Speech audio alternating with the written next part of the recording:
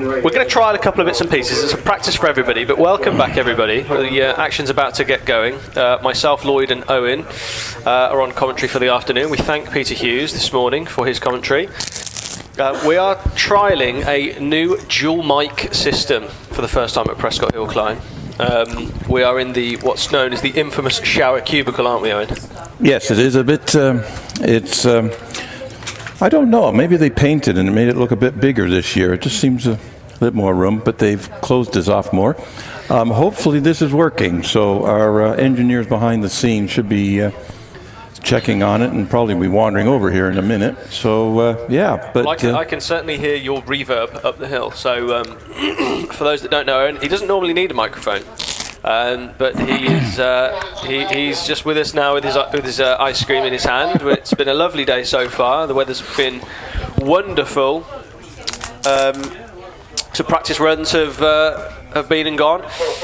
We've been collating interviews for your enjoyment for the live stream that we have tomorrow. So if you're here in person and you want to see what happens tomorrow and you can't make it, please do check out HillClimb.TV.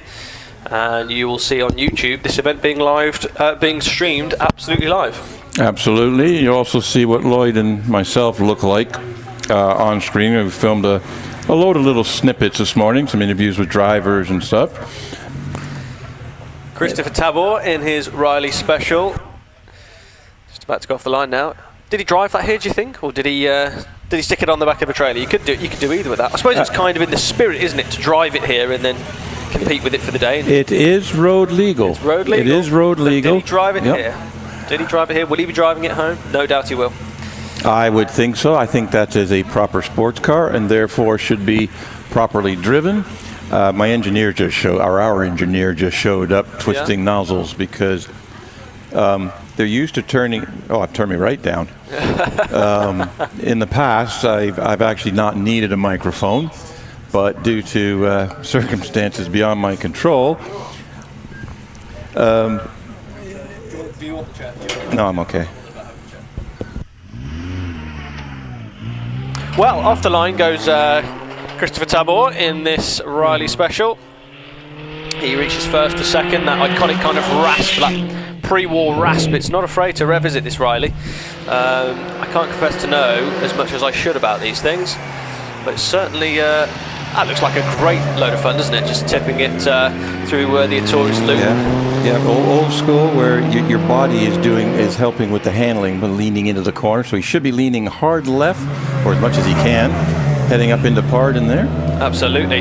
And we've got Alistair Clark, who's just gone off the line in this Triumph Test Mark II. Sounds absolutely great, doesn't it? You don't look at that car and think it makes that noise. No, it's got the sound, if you will, for what a sports car should sound like, even though it's a Triumph Vitesse. Absolutely. So Christopher makes his way around semicircle now. Obviously he's gone purple, so he's gone as fast as he possibly would. So in front of us here, just to paint a picture for you, with what we call the shower cubicle, we have a laptop with all the timing information on it. We've also got a screen in front of us that's giving us F1 style. Have they gone green? Have they gone purple? Have they gone grey? So we can see where everyone's improving, gaining, losing time, which is not something you can always see. But as I say, it's fantastic to have these graphics. So we thank Rich and his team for setting all of this up. As we watch Dominic Morland come into sight now, he just rounds Tories in the classic Mini. Not quite as classic as you think. It's a K-Reg, so that's going to be mid-90s on fuel injection. It's going to be single-point fuel injection. Probably got a power brake booster in there as well, and a posh airbag. What we're looking at, these are all competitors in the Bugatti Owners Club handicap saloons, which means they all have target times. So, you've got your time you're actually setting, but they've all got handicaps. So somebody with a master calculator, although I see that Rich has actually done the master calculator stuff, and we can actually see who's leading the class with a 66 second. Yeah, it's fantastic. Well, the information that we've got here now is wonderful. The telemetry is great. Who never thought I'd be so interested in telemetry? Kevin Dodd in the slightly wider, so slightly later Mini Sport. I think this was a bit of a run-out model, wasn't it? No, it was a Sport Pack option where they went from a 12-inch wheel to a 13 by 6.5-inch wheel, I think. And they didn't change anything else. They put the arches on and put the wheels on. I actually worked at a Rover dealer with the first job I had here when those were out. Because you've got a bit to do with minis, haven't you, Owen? Just a wee bit. I can't seem to shake them. I got into them and now I can't get out of them. So yeah, it's both classic and modern at the moment. Well, if you can hear in the background, the Alfa Romeo 75 of James Smith has just left the line. It's running up what must be some sort of straight-through exhaust. It's ever so loud, but with that Alfa Romeo rasp as he makes his way towards the Torres Loop. This Alfa 75, now it's not something you see very often anymore, is it, the Alfas? I mean, I know they suffered with the dreaded corrosion issue, but the Alfa Romeos that do seem to be left seem to be either well sported in various motorsports or... Well, that's it. Especially the Alfa 75. There's some 33s floating around, but that is it's a J-Reg, so what are we, 1990, 91. And the fact it's still got all its sheet metal attached to it. So I saw an Alfa Sud for the first time. I say for the first time, but I got up close to one for the first time not that long ago, and I couldn't believe how far forward the engine was from the front wheels. Yes, it's unbelievable. Yeah. Like how it handles, I've no idea, but apparently they handle really well. Now, a bit of a change in pace here. John Bradshaw in this Westfield, running a very, very powerful engine with traction control and pneumatic gear shift. It's quite an interesting thing. He's going to see this going really, really quickly now, so if he's not careful, he'll be catching up Stephen Norris in his MGB Rose, who's just rounding through S's. He's really leaning on it. John Bradshaw's gone purple, so he's really, really pressing on in this Westfield. Stephen Norris, that little MGB, I think they were having to flap around with the carburetors this morning. I saw them doing some settling under the bonnet, so hopefully they got that sorted out. Just looking at his times, he's over, it's almost a second quicker than this morning practice time. This is third practice for all of our competitors today. Time runs will take place tomorrow, all live on HillClimb UK TV and UK YouTube channel. Indeed, they will. As I say, it's fantastic that we've got this tool available to us. It does kind of make our job a little bit easier because we can see and we can sort of see who's in what and who's going quickly and who's not. Generally, normally, if we're commentating here and we don't have the TV, we're pretty much can only see the start line. So this is an advantage for us as well, that we can bring you all of this information, both in the paddock and if you're watching online. If you are watching online, welcome. Thanks for joining us. And that's Peter Baker in his Alfa Romeo Brera. Now, Peter's always run historic cars, and he's had this, what they call it, Dorothy, his Dorothy there, but apparently she's been retired, and Peter's competing this weekend in his little Alfa Romeo Brera. That's a good-looking car. I remember that when that car came out. I think we all watched, Top Gear back in the 2000s, and the fuss that was made of the Brera. It's a shame it never quite got the praise for being as dynamically good to drive as perhaps it looked. But that was kind of always the way with Alfas, wasn't it? It was. The styling always took over from the mechanics for whatever reason. Peter's done a 59.74, which is 2 seconds quicker than his practice time this morning. So. Long-time competitor. Now, Maggie Richards is on the hill, and if you catch some of our coverage, we actually interviewed Maggie and her husband Ian this morning. Their involvement in hill climbing, so I thank them for that. But we're into the road car series production up to 2 liter, 2-wheel drive. We have a 4-wheel drive class separate. So this is any road legal car. They are allowed minor modifications. They don't have to do them, but if they want to do some suspension or exhaust system just to tune it out a little bit more, they can. And she's done Maggie done 57.89, very consistent with her times. Absolutely. We've got Bob Penrose also on the hill at the moment with this Clio RS200, slightly later version of the car that Maggie runs. It's got an extra gear, slightly close ratio gearbox, but a little bit heavier than the 182, but still fantastic car. But at the moment, I'm just looking at Rob Wilson. Used to compete with his father, David. Well, they still compete together, but they used to have a little 205 shopping car that turned into quite a serious bit of hill climbing equipment. But they've recently changed to the Elise, which they are really, really getting on top of. I see this car, and every single time it looks a little bit more serious than it did the last time I saw it. So Rob really getting on top of it. I was talking to David earlier that says they're kind of getting to where they need to be with the car now to kind of compete for class victories. Yeah, they've been tweaking and developing it, going from a front-wheel drive Peugeot, which they turned out to be blindingly quick in, to the Elise, completely backwards, rear engine and so on. But they've really adapted to it, and you can see that in the times. I mean, the top 2 in the class.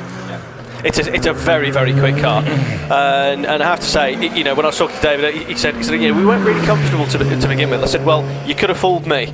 They just jumped straight into that car, and they were quick straight away. They are naturally, I think you put them in anything, and they've just got that little bit of they can jump in and drive anything. I think you're absolutely right. Zoe Sherman we just saw in the neon-colored Lotus Exige, and she's improved her time by almost a second. She shares that car with husband Michael Thompson, who's actually 4th after 2 practice rounds. And we got Oliver Meek in a Honda S2000. You're Japanese. You like some of these? I've got a little soft spot for a VTEC engine. I love my French stuff, but to be honest with you, I've recently been discovering the classic VTEC world with a couple of FN2 Civic Type R's. But it's a box I'd love to tick one day is the S2000. It's slightly more powerful, a bit more torque. 240 brake, 8,500 RPM, I think. They are. When I worked for Honda in Canada, when I came here, I also ended up working for Honda after the Rover, and that's when that car was launched. So I got to drive when they showed up at the dealership. I got to drive them right off the bat, and it was like, it's an impressive piece of kit. And the way it is, just standard. They were always ever so well received, weren't they? Just such a bit of an iconic JDM legend. But speaking of legend, we've got Sebastian Cartwright, who's throwing this Mini through the S's, and he's going to chuck this around semicircle. Looks a bit modified, matte paintwork and that's so you can't see it going up the hill. So it gets to the top and nobody spotted it, and it just sets really fast times. It's camouflage, isn't it? Yeah, that's it. Well, speaking of your time at the Rover, this is an interesting car. Richard Pate in the actually quite rare now MG ZR160. That's the higher power variant. It is. It's the VVC option, and with 160, plus a little bit more. Really good car. Really good handling car from standard. So, I had a friend when I was 17. So when you were 17, I'm 33 now. Oh, all right. I'm 33 now, but when I was 17, the car was a 106 GTI. So we all wanted 106 GTIs, and when we got our 106 GTIs, we all used to think that we were like, we've got the fastest cars in the world. It was like the Grand Prix of Redditch. Yeah. However, there was one lad locally to us that put a 1.8 VVC in a Metro. I actually raced one of those. That went well. Yeah. Let me tell you now, we felt a bit sorry for ourselves after that. I did. A friend of mine, we had a 1.8. I ran it in Mod Prod, Class 3A or A3. And I did win the Kerber Championship within 2018. But stupidly lightweight, powerful engine. That car went, and we didn't have to modify it that much because of the power-weight ratio. That thing just screamed and it went. So they're quick. I missed that things. Car. Really, really quick things. Robin Holden on the hill at the moment in the, to be honest, it doesn't look very standard Unos Roadster. That's the Mazda, but he has... Big. He's done well to save that. Big load of opposite. Like he just dropped a wheel into the grass on the exit of S, and he saved it beautifully, but would have lost a little bit of time there. Yeah, I think he's good. Let's have a look here. No, he was still quicker, so he was on a flyer that time. That would have been I've done 2 practice. Let's see what I can actually do. It's like what do they do? That practice qualification runs they do during practice. Well, there you go. Absolutely. Daniel Friel in the EP3 Civic Type R really having a good go. But what we're looking at now, Jonathan Langmead. Now he's taken numerous records for the class. So is he going to go quicker than he did this morning in his practice? His main competitor is going to be Robert and David Wilson. He's actually now he had the slight better of the Wilsons last year, and I think he actually ended up winning the championship he was attached to in the class, but and he's a bunch of class wins, but the Wilsons seem to have just that little bit more. 48-23, so he's not making a dent into the Wilsons at the moment, so that's going to be an interesting story to follow, I think. I think that'll be a good fight. I think the Battle of the Elises will be a bit like the Battle of the the Cayman GT4s, the Richards. We've got that to look forward to in a minute. Yeah, absolutely. But we have a lovely assortment of Porsche, whatever. Porsche. Just it's like sheep. A collection of Porsche. Oh, so a sheep can be one or many, so a Porsche can be one or many, right? Okay. I'll get there. Scott Gibbons in the Mazda 6222, so not quite as fast as his second practice. Ian Richards is, I think I shouldn't have interviewed him this morning because he is... He's having a real good go. I think he's looking for the limit of the track, and I can pretty much guarantee he's found it in several places. Not the tidiest we've ever seen him, but you got to know where the limit is. Yeah. Now, really interesting car I want to talk to you all about. So on the hill at the moment, we've got Robbie Birrell in this Cayman GTS, 500 brake horsepower in this car. Really came into the Porsche category over the last couple of years and shaking it up. He's gone really well. But Richard Andrews is following up the hill in the Cayman's big brother, the GT4 RS, 500 horsepower, naturally aspirated. It'd be very interesting to see. So Robbie Birrell's done a 49.61. He's not quite as quick as this morning, but let's keep an eye on the clock at Richard Andrews, because he's in a GT4 RS. Yeah. That's got a GT3 RS engine in it. You had to be on a list at one point to be able to even consider to buy one, and it's great to see this being used properly. It's covered in road grime. Go and see it in the paddock. It's getting used really hard, which is what we want to see these cars do. Thank goodness I have a technical geek with me, because I'd be completely out of my depth on that. That's the technical. Anyway, a 48.47, that puts him ahead of Robbie Birrell by like 0.8 of a second. Yeah, so slightly quicker. It's going well. Was it worth the 300,000 pound engine to make an extra 6/10? Well, do you know what? We don't mind, do we? As long as they're all close and having a good close fight, that's what we're They're about. a good group of guys. They really enjoy the competition and everything, and they're just having a good time. Absolutely. So Tony Adams just round semicircle in his Cayman, not quite as serious as the other two, but still very respectable time there. He's within a second in his Cayman. He's within a second of the 4RS. So that's really impressive. Stephen Atkins on the hill now in the M2 competition. Now the M2 competition is a slightly different beast to a regular M2. You've got slightly different anti-roll bars. You've got what they call a proper M3 engine now that you got from the M3. About 450 brake horsepower, rear wheel drive. Lots of electronic. Yeah, I know, but they're a quick thing. These M2s, really popular, eminently tunable.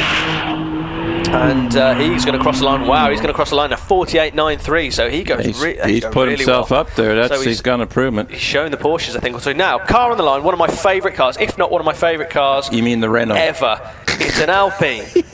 It's an Alpine. I called her. We have a Renault Twingo here that has Alpine stickers on it, so I call it an Alpine, which winds up my Renault enthusiast completely. Yeah, well, what can I say? But I remember this car, Geneva 2017. They pulled the covers off this new age Alpine A110, and Tim Elmer, who normally sports a single-seater, bought his A110 Pure out. Now this has got a couple of upgrades. So the Pure came with 250 brake horsepower, 6-speed dual clutch gearbox in the middle. The key to this car is weight, or therefore lack of. They only weigh just over a ton, these cars, and they came out to universal praise for the way they rode, handled, just the lack of mass. Gordon Murray, daily drives one of these things. That's how good they are. So if it's good enough for Gordon Murray, it's good enough for anyone else. But Tim Elmer's really having a good go in his car. Now he's rounding semicircle. What's he going to do? I'm interested to see. Come on, stick it to the Porsches, Tim. He's only been in the 51s. Not bad. He's moved up quite a bit. He jumped up about 6 positions of practice well times.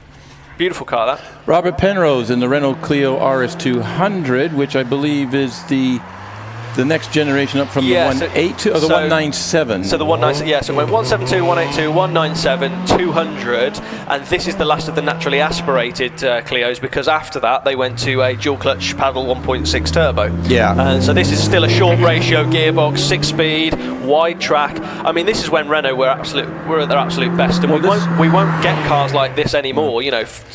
This was the base for their Clio Cup 1 make car, was it? Absolutely. Championship. Yeah, They ran that for many years. Very successful championship, circuit racing wise. Absolutely. Right. We got David Wilson in that Lotus Elise. So he's actually down. He's the only car in the 47s in this up to 2 liter road going class this morning. And purple. So he's going quicker. They really. A football shirt fanatic for his other hobby. You know what it is? He's got stripes on the car. They put the stripes on the car. That's what it is. Well, David's dad, Robert is the son and David's the dad. Oh, sorry. Yeah, I got it back. David was sat having a nap earlier, wasn't he? So he was very late. And David has actually set a time, a half a second faster than Robert. Normally it's the other way around. Good to see. They've put a lot of time and effort into that. Michael Thompson, who holds class records in his Honda S2000, is actually sharing his wife's Lotus Exige this year. They're giving the Honda a rest.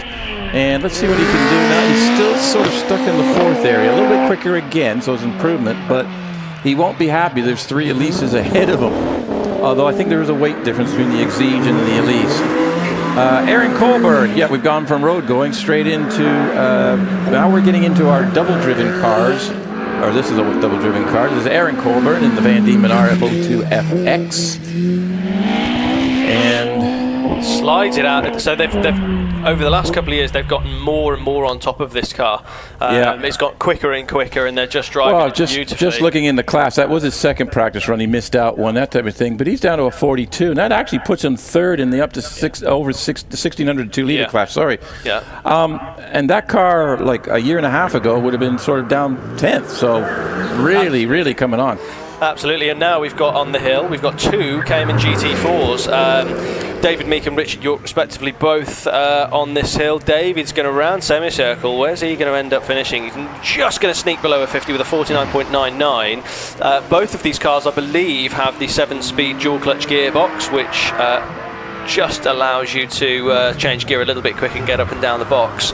There's a little bit less to do. I suppose that probably works out well for hill climbing. Not quite the same driver engagement, but if you're going to compete in these cars, I suppose you probably want these dual clutch gearbox, don't you? Yeah, there's not much difference between the two blue cars. I accidentally called Sir Richard of York last year. He's not a sir, but he's actually told me this morning, you told me this last year, and I'm okay with it. I'm like, oh, okay. So, but Richard York, let's see how he gets on coming through the top there. Oh, he's jumped up a lot quicker. 2 seconds and a half plus quicker on that third run. So getting more comfortable in the car as we go. Now, this is one of those cars that you just look at and you think, oh, I'd love to take that home with me. Yeah, you are dribbling at the moment. This is a fantastic car. This is a 964 Carrera. Very valuable, actually, and I've got to say, hats off to all of these guys that are competing in these cars that are worth an awful lot of money. We hate to see them just staying still, static in people's garages, never being seen. So all the respect in the world for Peter Herbert for bringing this out and competing in it properly. And I love the fact he's got those split rim BBS alloys on it. I was wondering when you were going to notice that, sir. You are in full. As you can tell, my co-commentator here is he is a very sharp enthusiast in certain areas of vehicles, Porsche being one of them. What can I say? We've just got to be ourselves, haven't we, at the end of the day? You love minis. I like Porsche Renault. I wouldn't necessarily I love minis, but I'm having to tolerate them. You love minis. You love it. Simon Tarling on the hill now, again in another collectible Porsche, a 996 GT3. Really, again, first of the water-cooled generation of Porsches, the 996s. But he tips the beam at a 51.29. Sorry, get my words out. Mike Meredith in this Morgan Plus 8, big old. Probably Buick V8, I'd have thought. No, it's the Rover V8. I'm not sure if it's the 3.9 or the one with the TVR version. Same thing, Buick in the Rover V8. I thought they are. Rover bought the. Yes, you're right. In the 60s, Rover bought the thing. He's dribbling over a Porsche again, folks. Robert Lancaster Gate does have some good toys. So 997. That's a different one from last year. Yeah. So Robert Lancaster Gate used to have a 997.2 GT3 RS 4 litre that he used to compete in, and the red number red, 4-litre RS, because everyone used to go, is that a real 4-litre RS? Yeah. But, that's silly money now. So what's the number plate he's got on this one? K999 RXX, but this is a 997.2 GT3, which is one of the last manual. Well, it is the last of the manual GT3s. No flappy pedal in this. Yeah, but it's small. It's a nice small car. 5049, so it puts him just a little bit ahead of Richard York after that. Most of the guys are going quicker on the third practice run. They're all going well, aren't they? Track's warmed up. We've got some.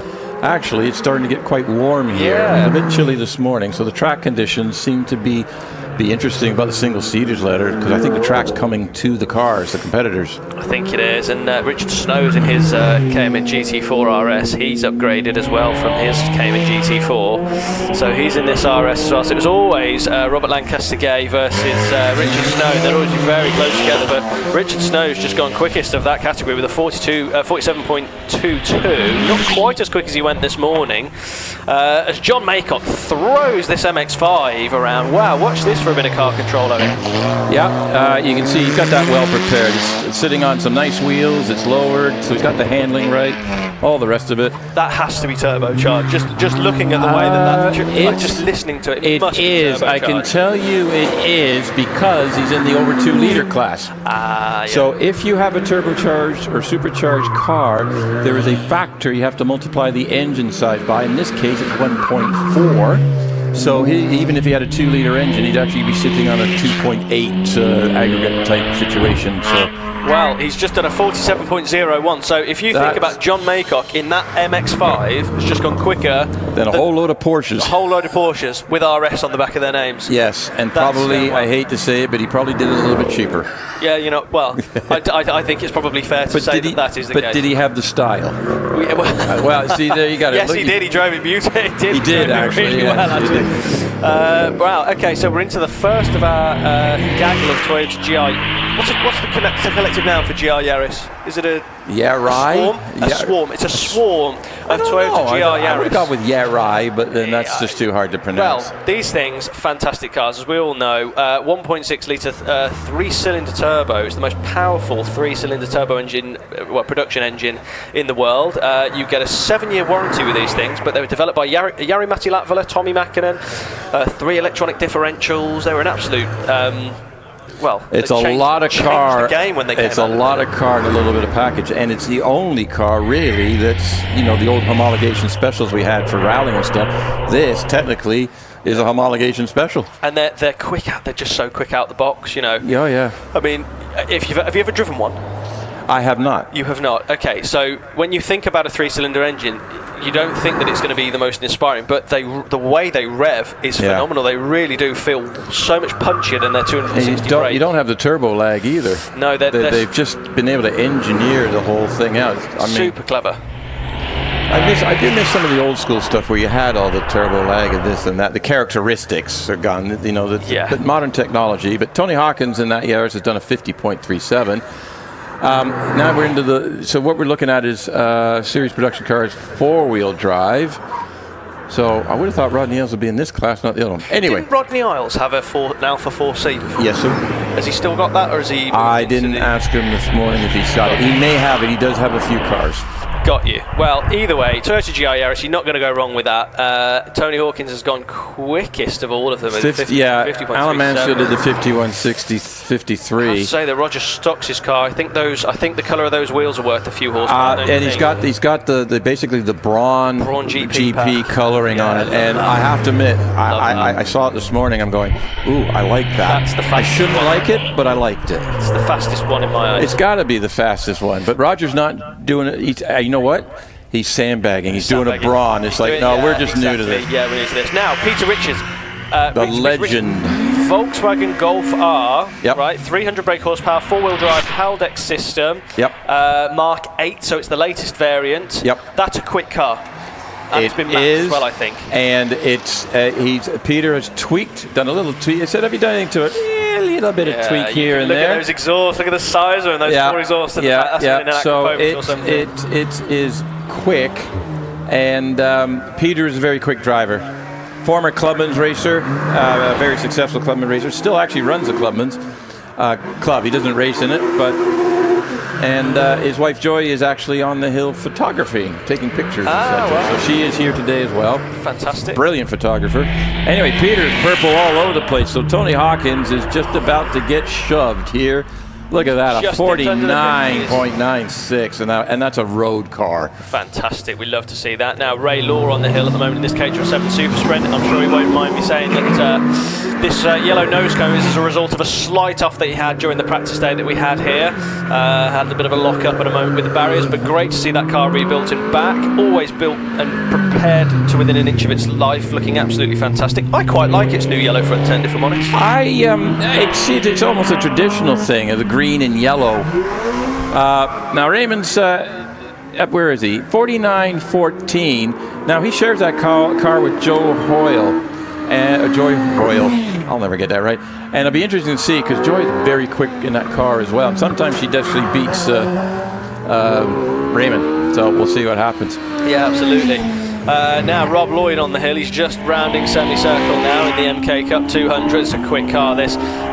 Really going well. 48.06. Stuart Hill Stuart Hook on the hill. Try and get my words out in his Would you like me to remove that from where it got stuck? Yes, thank you. Thanks, Owen. No worries. But we're looking at Stuart. He's just going to go around semicircle now, and he's going to hopefully trip the beam any second now with is it going to go into 50 seconds? No, not quite. 50.36 as Rob Toon is on the hill. One of the Toons. We have Johnny Toons in another. I think he's in another class. Spinning up the inside wheel there due to the open differential in that car. More torque than it knows what to do with that rear axle. Yeah, it's got torque and the axle's going. Are you kidding me? Yeah, absolutely. But doesn't it sound great? Have you seen that new Morgan Super Sports that's come out? I am obsessed with that car. I've seen a brief thing. I think Hammond was involved in this. Yeah, I've seen something from with that car. I haven't had a close look at one yet. Oh, it's fantastic. Well, only made up the road, so that's what we like to see. Oh, right. Malcolm Rob Toon just went over a second quicker, so he's picked up the pace. Malcolm Hickey in the Caterham 7 there. Yeah, just had a slight lock up there, just rolled off the pedal and just got it turned into pardon. But all scooped up nicely. Nice finish on this car. Lovely shade of green. But yeah, proper Caterham 7 big twin cam. Have you never driven a Caterham 7 in your life before? Do it. I haven't. No, you've got to do it. No, I haven't. It's like wearing the most comfortable pair of shoes you've ever worn. Just like, that's the only way I can. Yeah, really? How comfortable are your shoes now? They're pretty comfortable. But it's like that. It's like, but more. Oh, okay. Very comfortable. Anyway, right. We digress. Apparently so. We did. Well, he crossed the line anyway. And Rob Brody in his Fisher Fury screams through S's. This is a bike-powered car. Always quite lively, this thing. Set up to how he likes it. Always a bit oversteering, a little bit twitchy, but that's the way he likes driving it. He's just going to round semicircle now, and he's going to cross the line. Oh, just skips through a gear. 48.92 as John Pick is making his way through in the AMS Mutaya, which is it's Subaru and Pretz underneath. Subaru drivetrain. Yeah. I've just noticed something. Go on. Have you noticed the coloring on the screen? Rich has been up to it again. So green is the fastest time here, but all the other fastest times are yellow because that's not the car that's on the hill. Pass. That's too technical. Too technical. So yeah, okay. My brain can't decipher that, but I'm sure we'll get a lesson at some point. John Pick knocked a second over his best practice time, so he's going. Everybody's going quicker this time. I think the track is actually settling in. It's a lot warmer now than it was this morning. It is. It's a lot warmer now than it was this morning. Right on the line, we've currently got Richard Price in this Caterham 7. Oh, this is a quick car, ladies and gentlemen. You almost have to brace yourself for when it's got traction control. It's a very, very quick car. I'm just having a look at Timothy Higgins. Traction's fluffing away as it modulates the plough. Still a manual gearbox in this car. Well, Timothy Higgins just gone over half a second quicker than his previous time, but still down to 52s. But yeah, Richard Price, you go on there, Lloyd. Wow, so he's just chucked it through a Tories. A little bit of understeer, but just prods the power to just get the car rotated hard on the brakes. Leaves it late as he dares to turn into Pardon. And through midway now, goes from first to second. That engine screaming away. I can only imagine that's some sort of high-powered K-series in that, I would have thought. I want to say yes, but I don't know if he's gone to the 2-liter Vauxhall, which is quite a common engine. It might be the 2-liter Vauxhall engine. He's purple though all the way. I've just lost the information that tells me where he's gone through. He's gone through actually at a 46.34. That is a quick time. That's a second quicker. On the line, okay, we've got Martin Rutter in the Fiat X19. Let's talk about Phil Tucker with this Nova. We'll get to Phil Tucker in a second. Martin in that Fiat has done. This car was about as reliable as a screen door in a submarine. I'll let you guys figure it out. It didn't quite work, but it's all I could come up with. But he's got it now where he's actually setting PBs in it and is working well.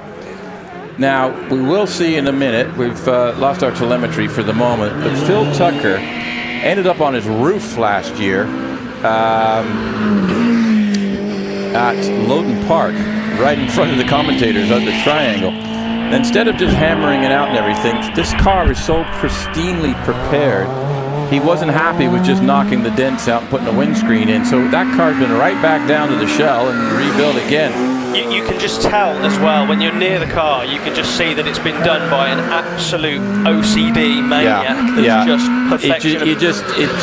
It's just a gorgeous. I mean, I would be happy having that sitting still. It's always driven beautifully as well. He's the sort of person that if you had a spaceship, you'd want him doing the quality control, that's for sure. So Phil Carr and the Ginetta on the screen of Andrew Russell, these are now in the modified production car. So these cars are no longer road legal. They still have to have steel roof, steel floor, steel quarters, but you're allowed a lot more modifications. You can run on racing slicks, etc., etc. So Phil's actually leading the class at a 48.92. That was a rocket of a time. Look at that, over 2 seconds quicker. Let's see what Andrew Russell's done. A class winner in the championship in the past. Andrew has been at Ginetta, been running it for a very long time, and a 53.40. So not the gain he's looking for at the moment. But here's Joy Hoyle, who's in the shared drive, and I just forgot his name. Ray Lord, thank you. So Joy's out there. Good to see her back this year. I know she's nursing a little bit of a sore back, but apparently she doesn't feel it when she's in the car. So she's just indicating that she's going to go around semicircle at the top. So let's see if she picks up a time here. Let's have a look. I think she can. No, about very consistent. And then we've got Pete Flitcher and another V8. Oh, the TR7 V8 now. A big breathing Rover V8 is just what you need in a TR7. Absolutely fantastically prepared thing. It just looks so mean. It looks like something from Mad Max, that car.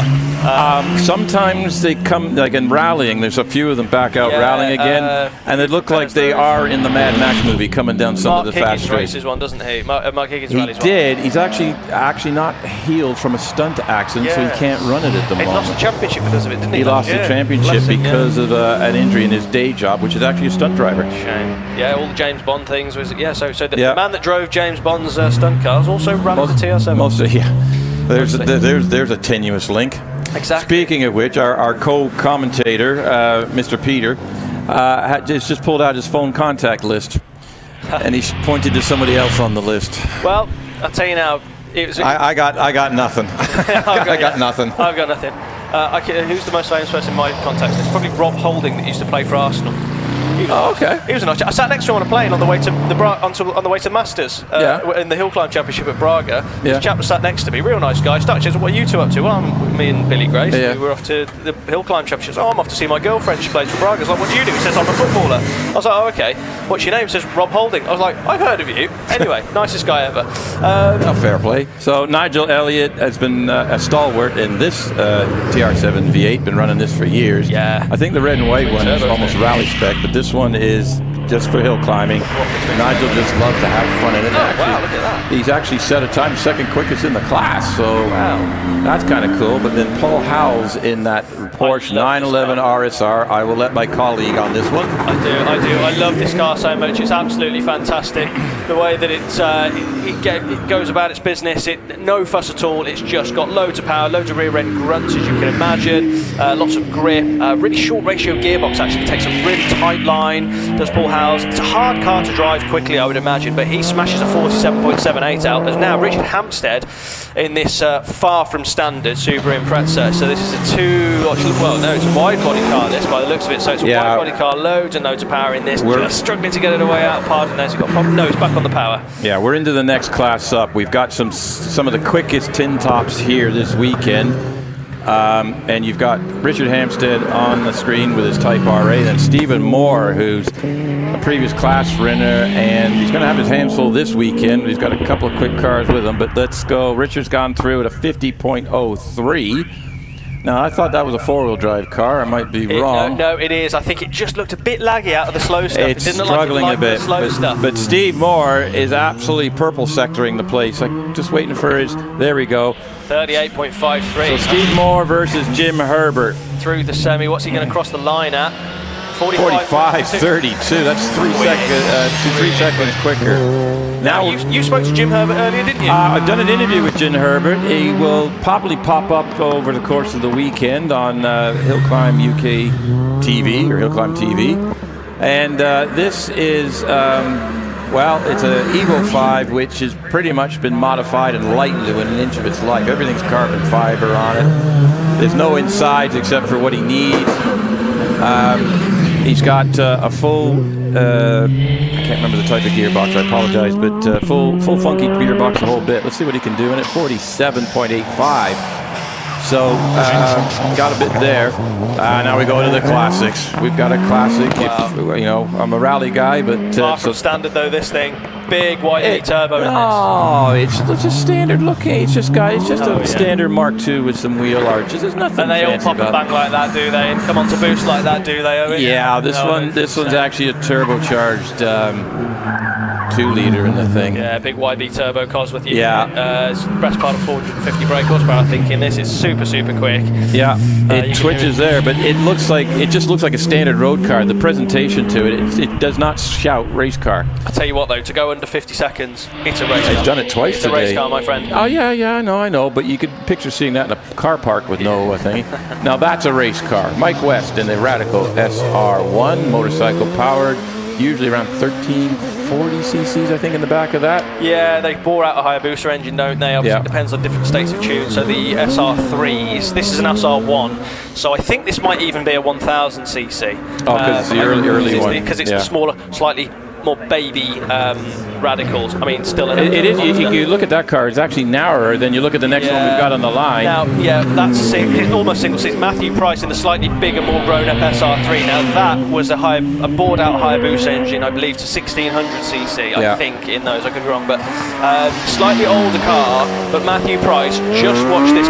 You don't often see Radicals on the hill climb scene because they're big aerodynamic track cars that you see on circuits. But this thing, you just don't often see them driven like this. I think it's got a shorter ratio gearbox. Matthew Price, this car has been set up strictly for hill climbing. You can see in his times and everything. So we're in Class F, which is sports Liebherr cars up to 2-liter, which means they can be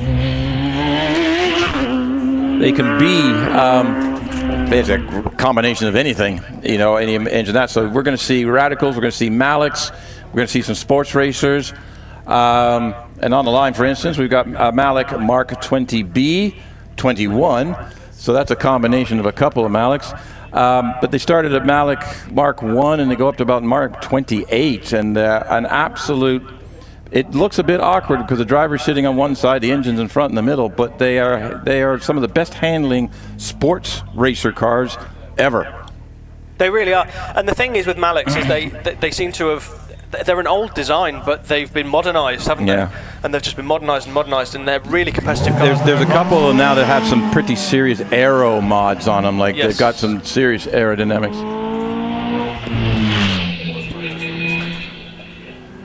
This is it for the day. But Mark Taylor now, as we see him just rounding his Auris, wonderful kind of McLaren-esque paint livery. It's fantastic. Red and white is always good for a bit of a racing session. So where is Mark Taylor right now? So he's looking to improve on a 51.4 that he did before. I'm okay. Sorry, we're just switching around. Lloyd stepped out for a minute, and young Peter has returned to the scene of the crime. Now, this is going to throw him off a bit because we're trialing this new 2-microphone system, and I don't think he's done 2 microphones in a while. No, that's quite true, actually, but I'm sure I'll cope somehow. You're going to tolerate me at the same time. That you're a brave man, sir. That's the main issue, yes. Anyway, so Matthew Price in that SR3 is in a 42.4. Now, the car I'm interested to see is Alan McDonald, who's usually one of the quickest in this class. So we'll have to see what's going on. But Stephen King, not related to the writer, in the Radical Pro Sport, another version. Radical came out with all sorts of versions. He's just gone across the line with a 50.26. That's on the screen now. Sorry. Stephen King's the one now. But glad to see Stephen King's run wasn't a horror story. Oh, really? We're going there? We're going there, are we? Oh, I think we have to, don't we? Alan McDonald is on the hill. And that's right there. Got 101 about to head off.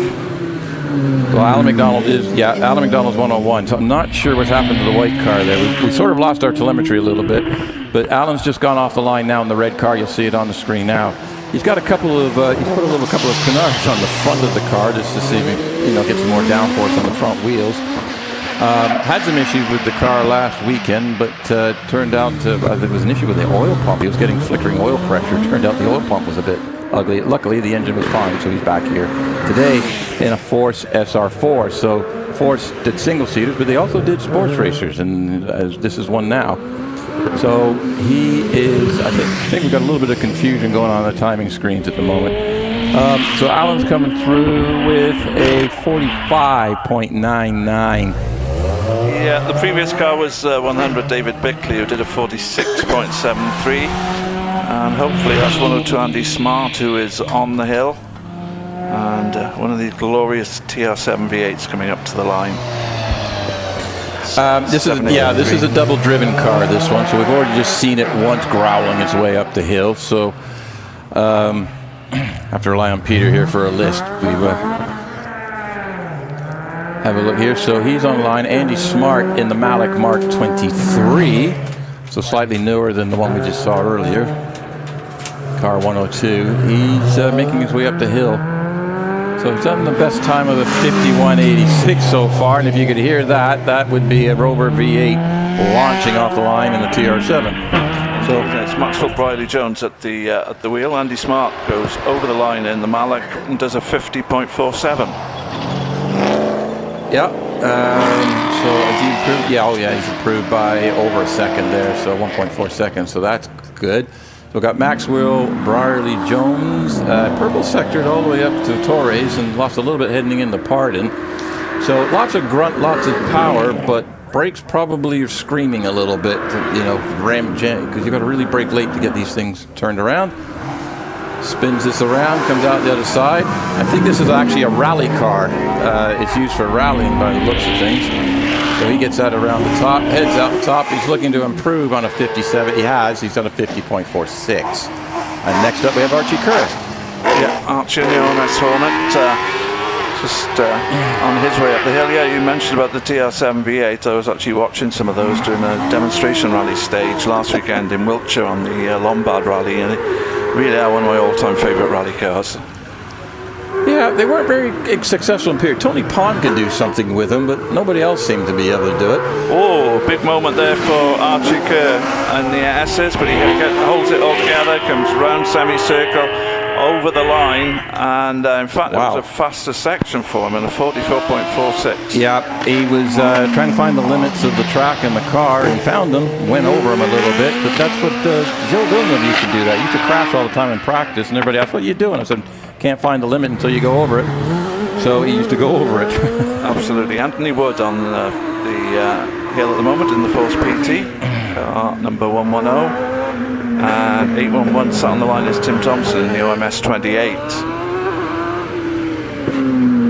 Yeah, we're in the racing cars 600 to 1100 cc's. Tom Weaver is sort of setting the pace at the moment in this. So we'll have to see what's going on. Anthony Wood, an improvement of almost a second, down to a 45.3. Tim Thompson launches off the line in that OMS 28. So 600 to 1100 cc's, predominantly motorcycle-based engines. Hayabusas being usually the choice, but there are some other more interesting things. Matter of fact, there's one car, I think it's Jonathan Flesher's car. It's actually got a 600cc turbo engine in the thing. Anyway, Tim Thompson's coming around. Let's see, what was he doing earlier today? He was around the 44.6 mark. So let's see what he can do here. Ben Hamer on the line with the OMS 28. So that's Tim Thompson. So he's a good improvement, 1.3 seconds quicker for Tim. So he'll be happy with that. What do we got next, Pete? As I say, Ben Heyman is sitting on the line at the moment, about to get underway in the OMS 28 999cc machine. And we're just waiting for the next car to get onto the hill as Ben makes his way up. Looks as if he's pushing on well around there. Around the hairpin and on up to the left-hander. These little cars, they don't have the big horsepower, but because they're smaller, they're nimble and everything. Especially with the tight and twisty hills such as Prescott, they can really set some, do some fast times up these hills. So when you look at compare them to like the larger engine classes, there's a few upsets in there. Let's see how he gets on. Across the line he goes. Oh, a nice 39.98. Only the second car in this class into the 39s. That's a good time, absolutely, yeah. And on the line now we have 795. 795. Who we got? That's John McQuillan in that Radical SR1. Shares it with Mike West. So we'll you see Mike West back in this car in the next one. I'm just having a look at the two drivers in this. So Mike West already went up the hill the third time. He's at a 48.3. John McQuillan is only at a 50.92. So the car will go quicker. Can John, you know, where can he find that improvement? This is where you could do data comparison, but I don't think they have any data on this car.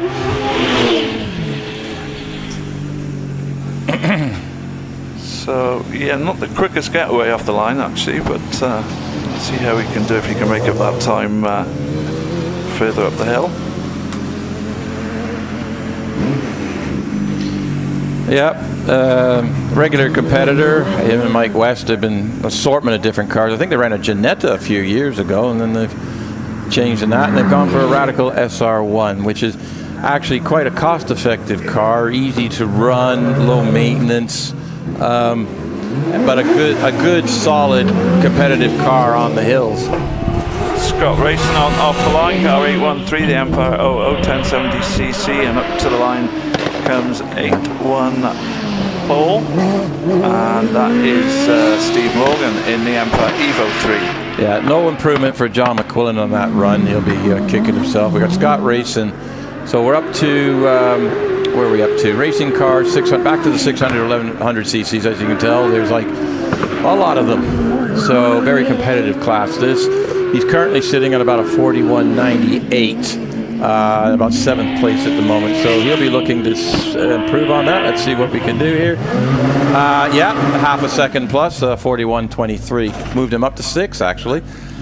Then we have Steve Morgan and the Empire Evo 3. So this is the Empire, that's the latest variation of the Empire chassis with this. Running a 1070 something or other size engine in the back of that thing. Let's see how he gets on. Steve Morgan, very quick driver.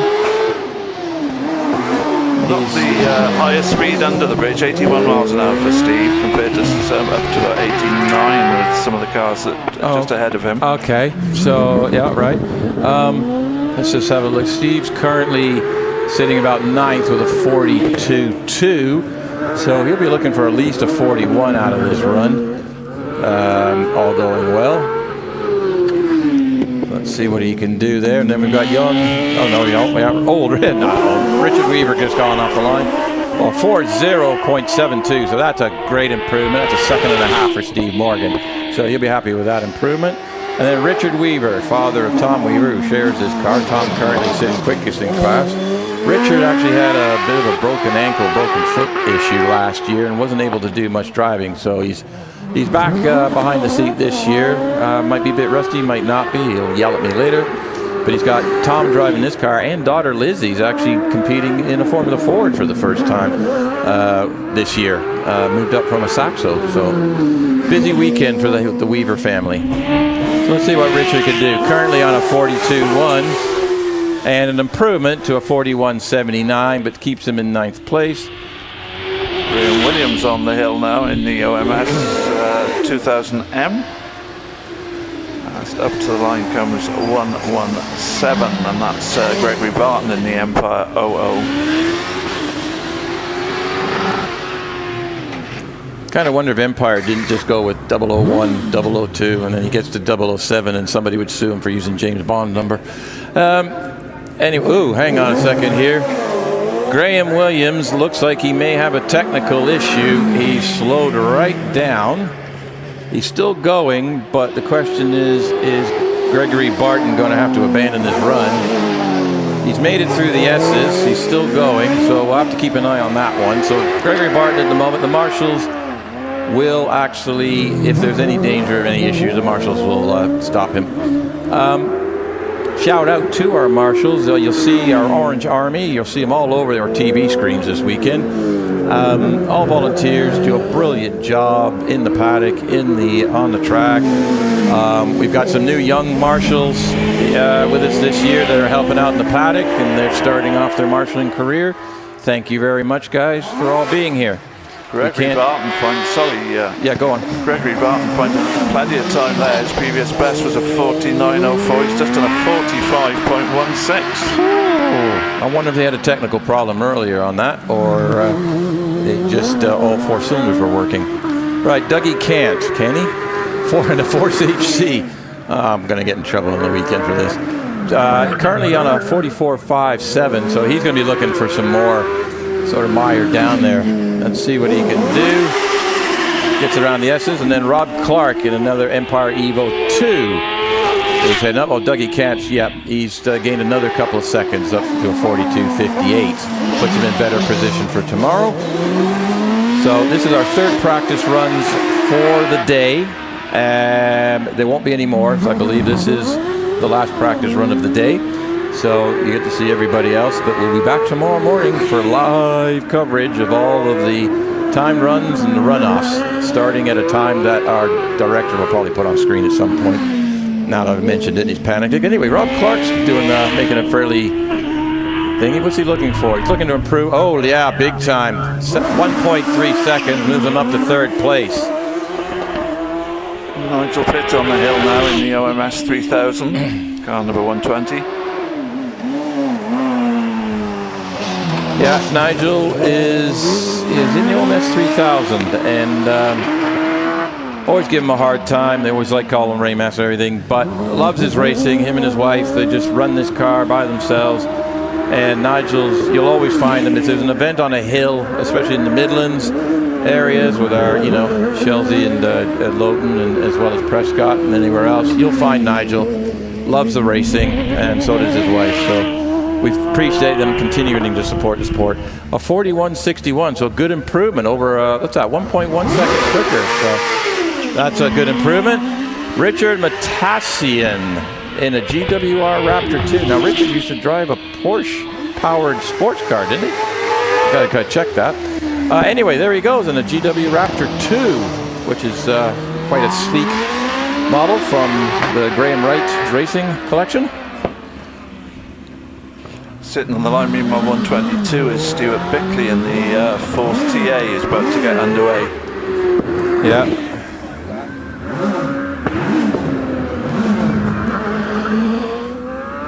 Richard, meanwhile, coming through the S's on up to semicircle. Can he find time? 45.36. Yes, he does. Just over half a second with a 44.74. Stuart Bickley makes his way up the hill. Yep, Stuart Bickley in the looks like the company that did the brightly colored car has actually got him on the side of the car this year, taking responsibility for it. So Stuart, always very quick, been very competitive, sitting on a 40.49.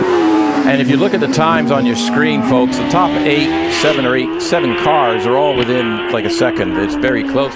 Oh, he knocks a 38.67 out, puts him up top of the pile right now. We're going to have to see if Tom Weaver can respond to that one, but he's just set a half a second quickest, fastest time of practice for the racing cars up to 1100 cc's. And we go back to up to 600cc, just the one car in the class, but 2 drivers. It's Morgan Hamer who's at the wheel at the moment in the OMS Hornet. Yeah, is that the shared drive car? Yes, it is, 805. As you see on the screen, subscribers, if you're watching this and you haven't subscribed yet to HillClimb.TV, why not? What's your problem? It doesn't cost you anything, and it helps us out.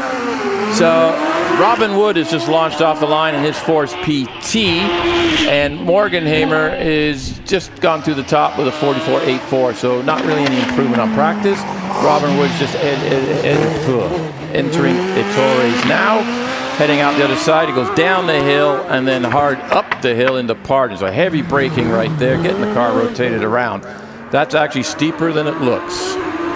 Got 111 on the line. Jonathan Flesher in the OMS 28 998cc engine in that. This is another shared car, sharing it with Tim Thompson, who runs this car 811. Meanwhile, Robin Wood coming to the end of his run, and he does a 44.61, so he's found over a second on his previous run.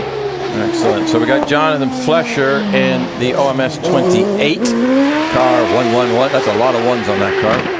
Let's see, where is he? He's currently sitting about 5th. He's right in the middle of that whole bunch of gaggle of cars in the 40 point something range. So he's on a 4045. And so it's going to be very tight competition at the top of this class. Let's see what he can do here. Gets it rotated around. Can he put a 3 on the front of this number? No, 40.01. So, but I think there's going to be a 3 in that car for tomorrow if the conditions are the same. So it's going to be a barn burner with this class tomorrow. On the hill currently, someone who's already done a sub 40 second. That's Ben Hamer, currently 3rd quickest with a 39.98 on his second practice run. Can he improve on that? Can he get closer to the 38.67 of Stuart Bickley as he comes into the S's? And on up, and Emma Rayson gets underway in car 113, the Empire. Will Hamer now 40.06. Yeah, the traffic jam in the 40 club is getting tighter and tighter up there.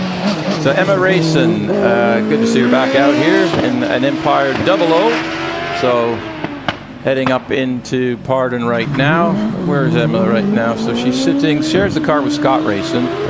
Currently 13th. Currently with a 43.2. Scott's on a 41.2. So they always want to beat each other. And so let's see if Emma can pull that, get improved there. She's improved almost 2 seconds over first to second. So let's see what she can do here. A 43.2, identical time to her second practice run. You can't get any more consistent than doing the exact same time twice.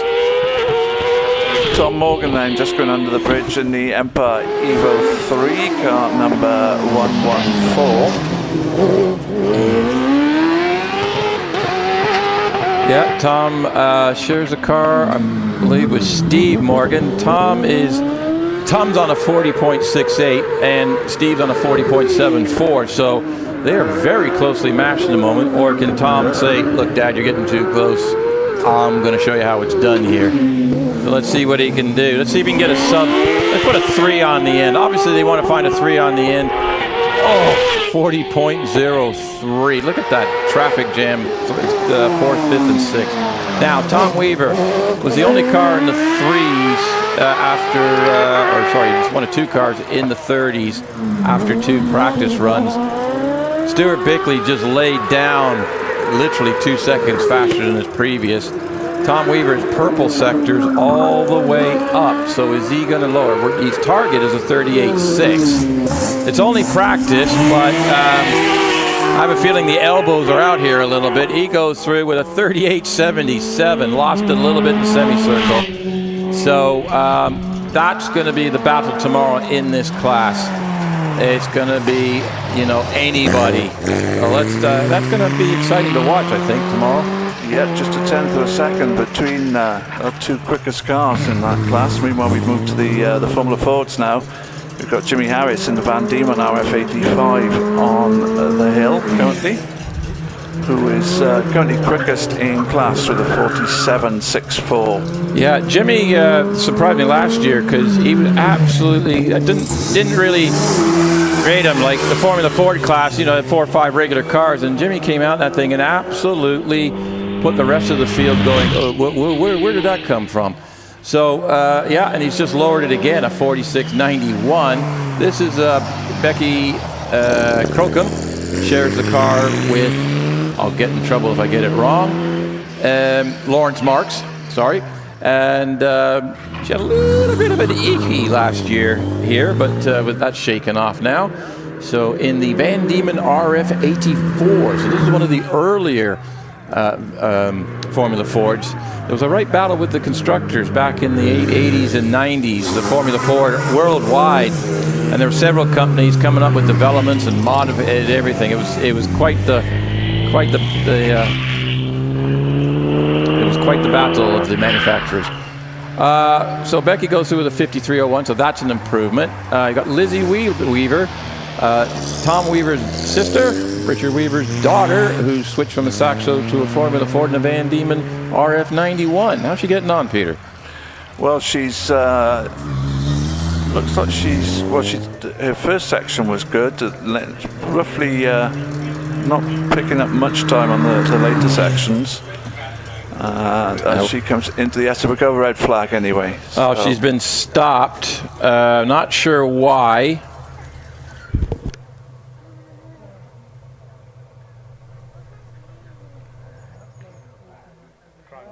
Just going to have a look and see what the red flag is. Lizzie's fine. They just had to stop her. There's something else on the track. Yeah, I got Dad Richard down at the start line, so I could see that face. So I didn't want that face anywhere near us. So we'll just check in and see what's going on.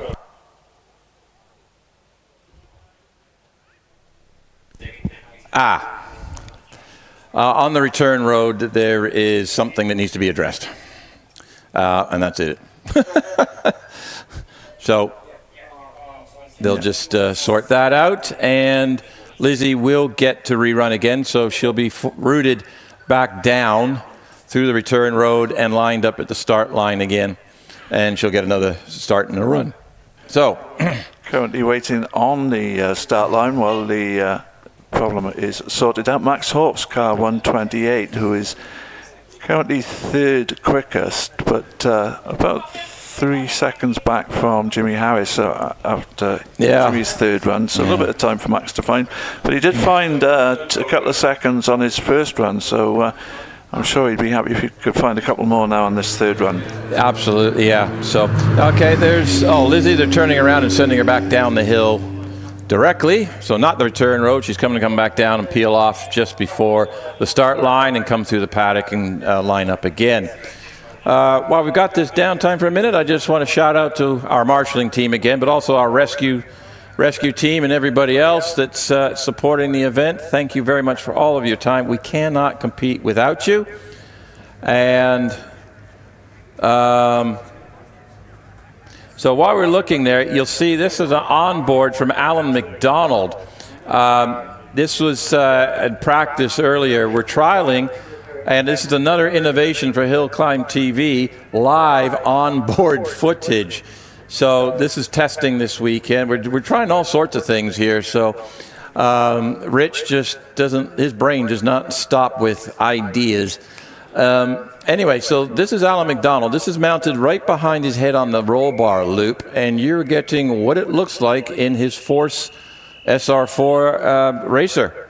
So Rich has been able to pull the footage up, and that's what it looks like from the driver's position going up the hill at Prescott Hillclimb. And you can see, yep, that semicircle, and yes, it drops off.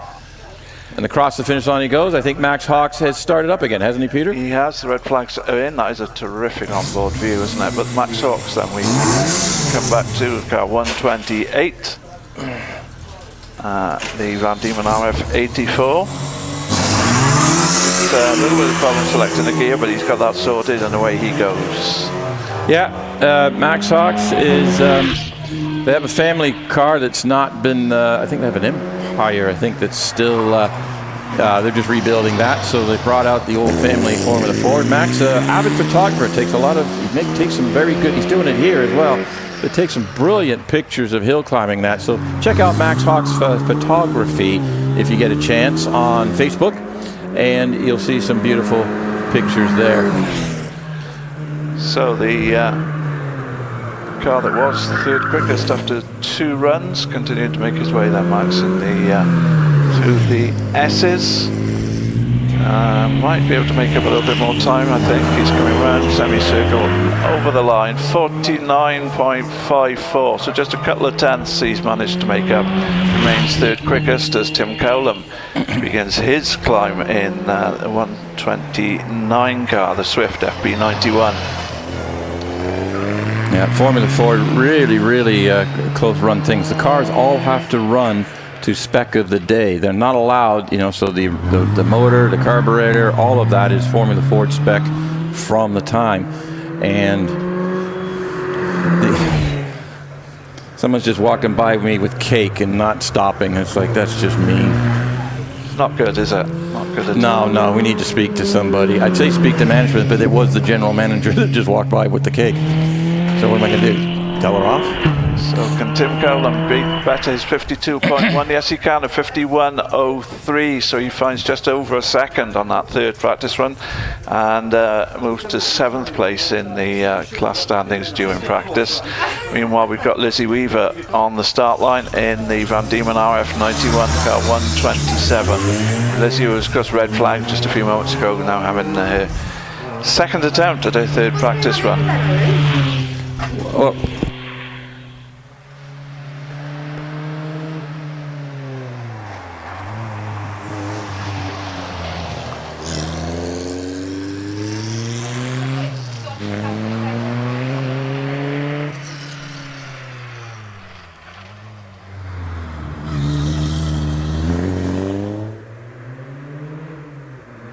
so on up the hill comes Lizzie Weaver. David Owen is on the start line, and here's Merlin Mark II as Lizzie putting in, looks like it could be a better time than her first run as she comes to the S's. She's looking to better her 58.40 on her first run, and coming to the finish line, and a 56.45 then for Lizzie, so finding very nearly 2 seconds improvement, which is a good step forward. David Owen meanwhile in the Merlin Mark II on his way up the hill. Les Buck sits on the start line in the Pringett Mistral car 131.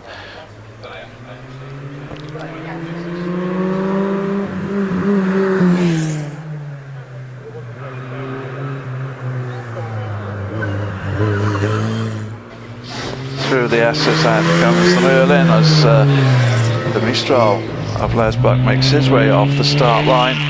Now can David Owen find an improvement on his 50.14? No, he's slightly slower, in fact, 50.46 on this third run. Les Buck is on the hill. Sarah Bosworth is on the start line, car 132, the Van Diemen RF85. Les is best so far, 51.48. I think this is one of the older Formula Ford machines in the class. Through the S's then for the Pringett Mistral. Not that many of these built, I don't think, either, so good to see it on the hill. Coming up to the finish line, 50.80, so he finds well, about 2/3 of a second improvement. He's 7th quickest. Sarah Bosworth in that Van Diemen is on the hill. Sarah was 2nd quickest after 2 practice runs with a 48.82, but only 2 seconds back on Jimmy Harris, who is the quickest in practice so far. Mathew Ryder sits on the start line in her Van Diemen RF86 car 133. Sarah Bosworth comes towards the end of her run. I think she's going to make up a little bit of time. No, she's not. 48.97, drops just over 1/10 of a second, in fact. So about 2 seconds between her and Jimmy Harris at the moment. Mathew Ryder then on the hill.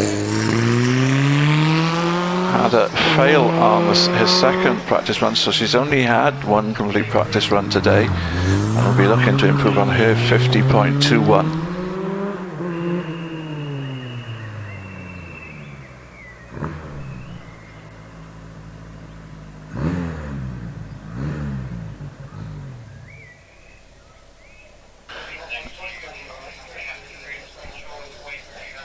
And we have a red flag. I think Caroline has stopped on the hill by the looks of it.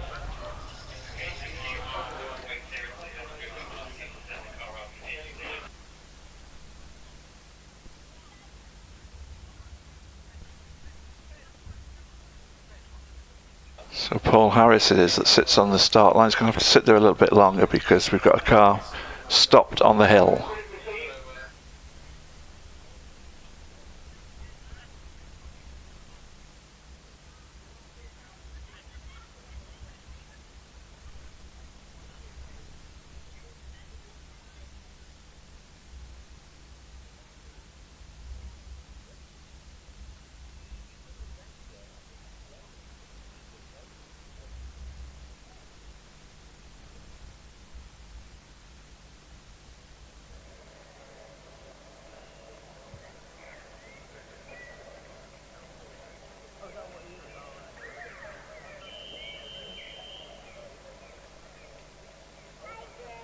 So still waiting for that car to be moved. It is just stopped on the hill. Once it gets underway, we can get it cleared off the hill, then we can resume the practice run.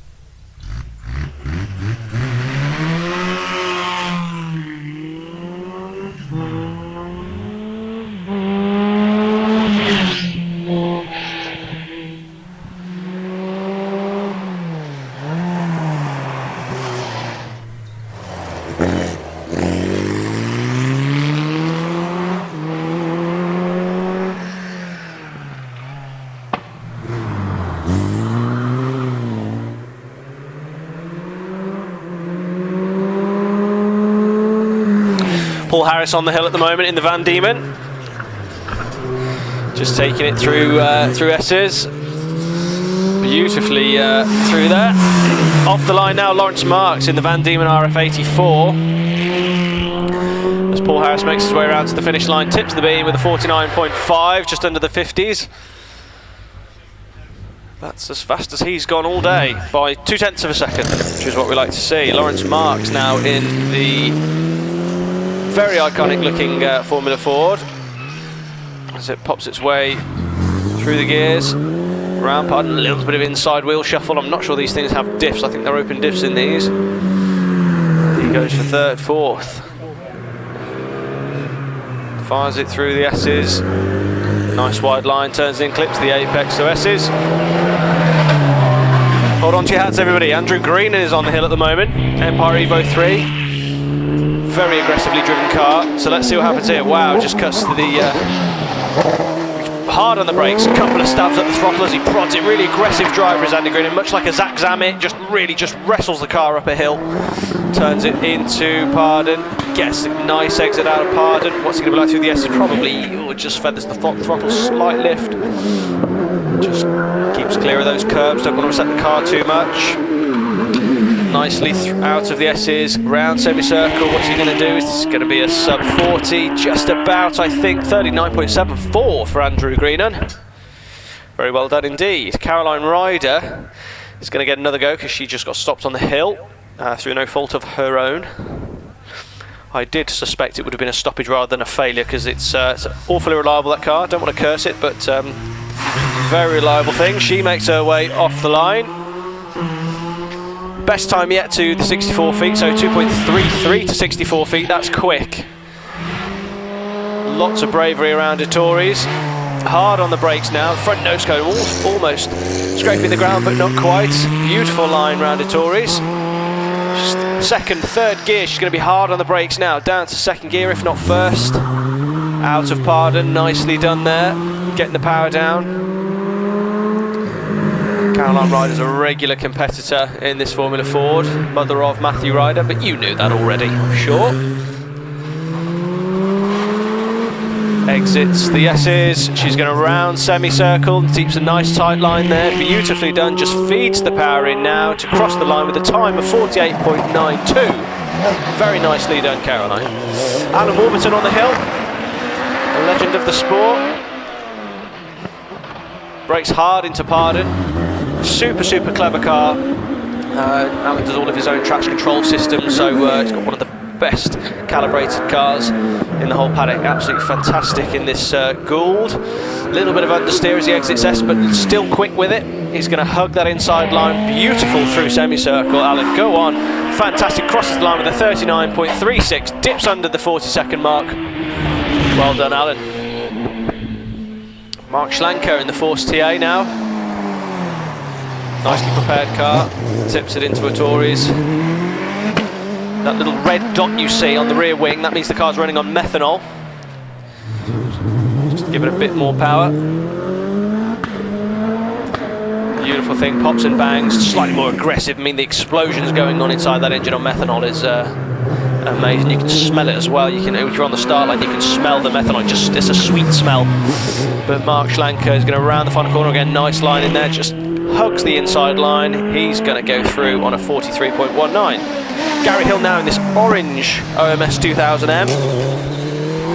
Gary Owens company.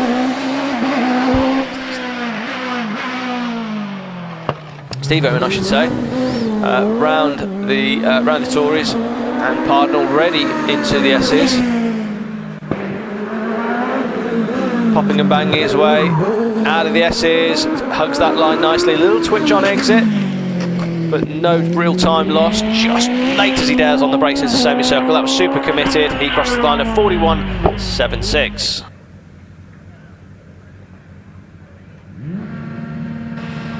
Jason Tunnicliffe now on the traction control limiter as he leaves the line in this Empire Evo 3.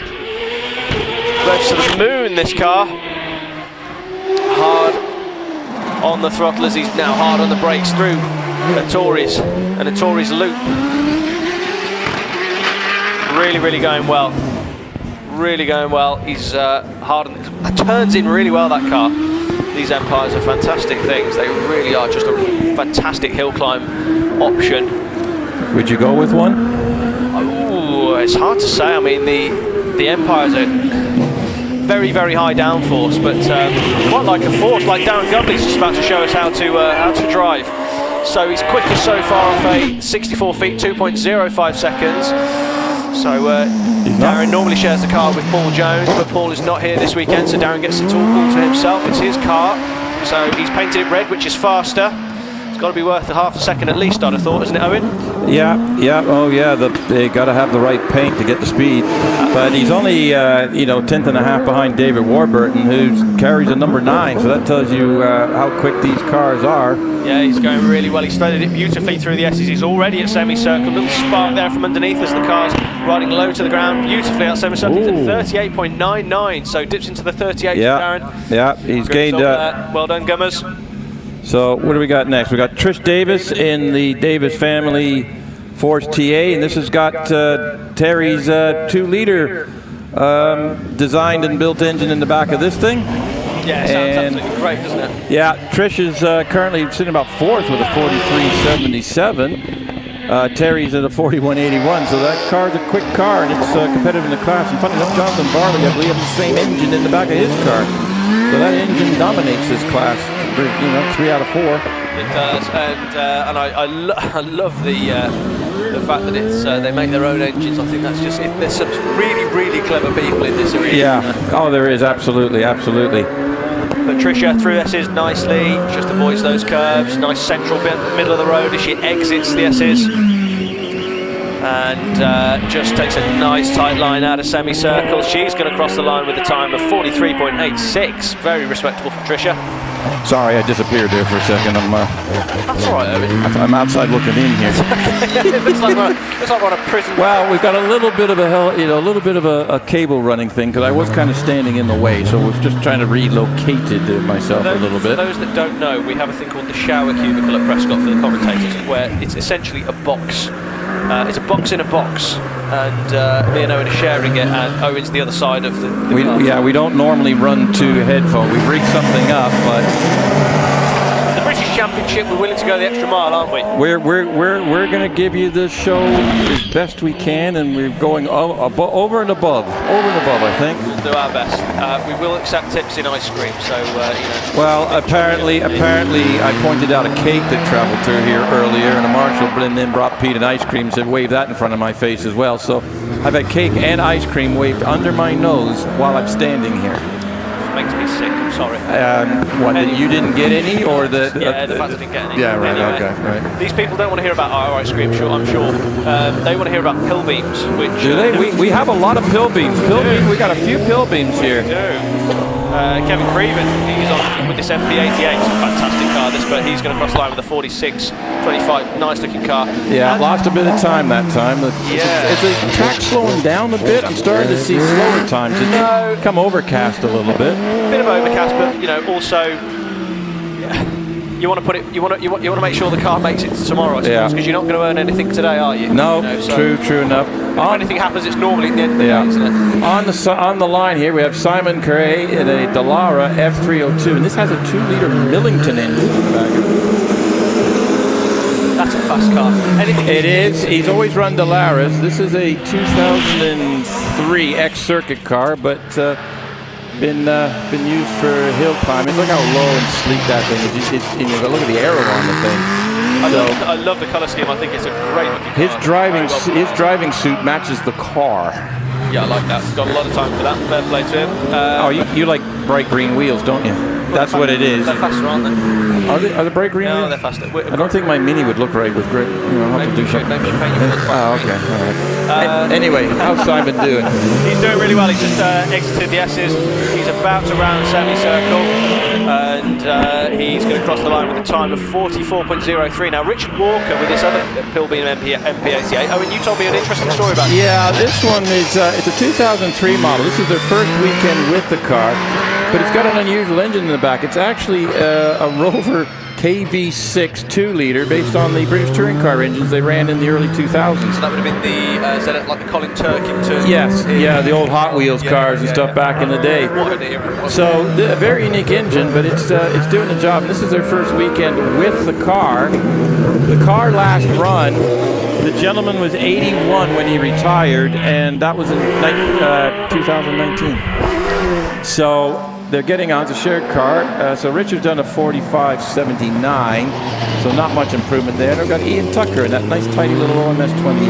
It is a fantastic looking car, that OMS 28. OMS, brilliant, well represented brand across the British Hillclimb Championship. We have, yes, there are quite a few of them there.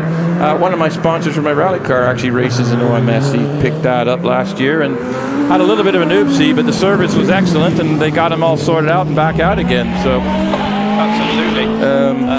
Yeah, and actually the owners, Steve and Lynn Owen, are actually competing this weekend.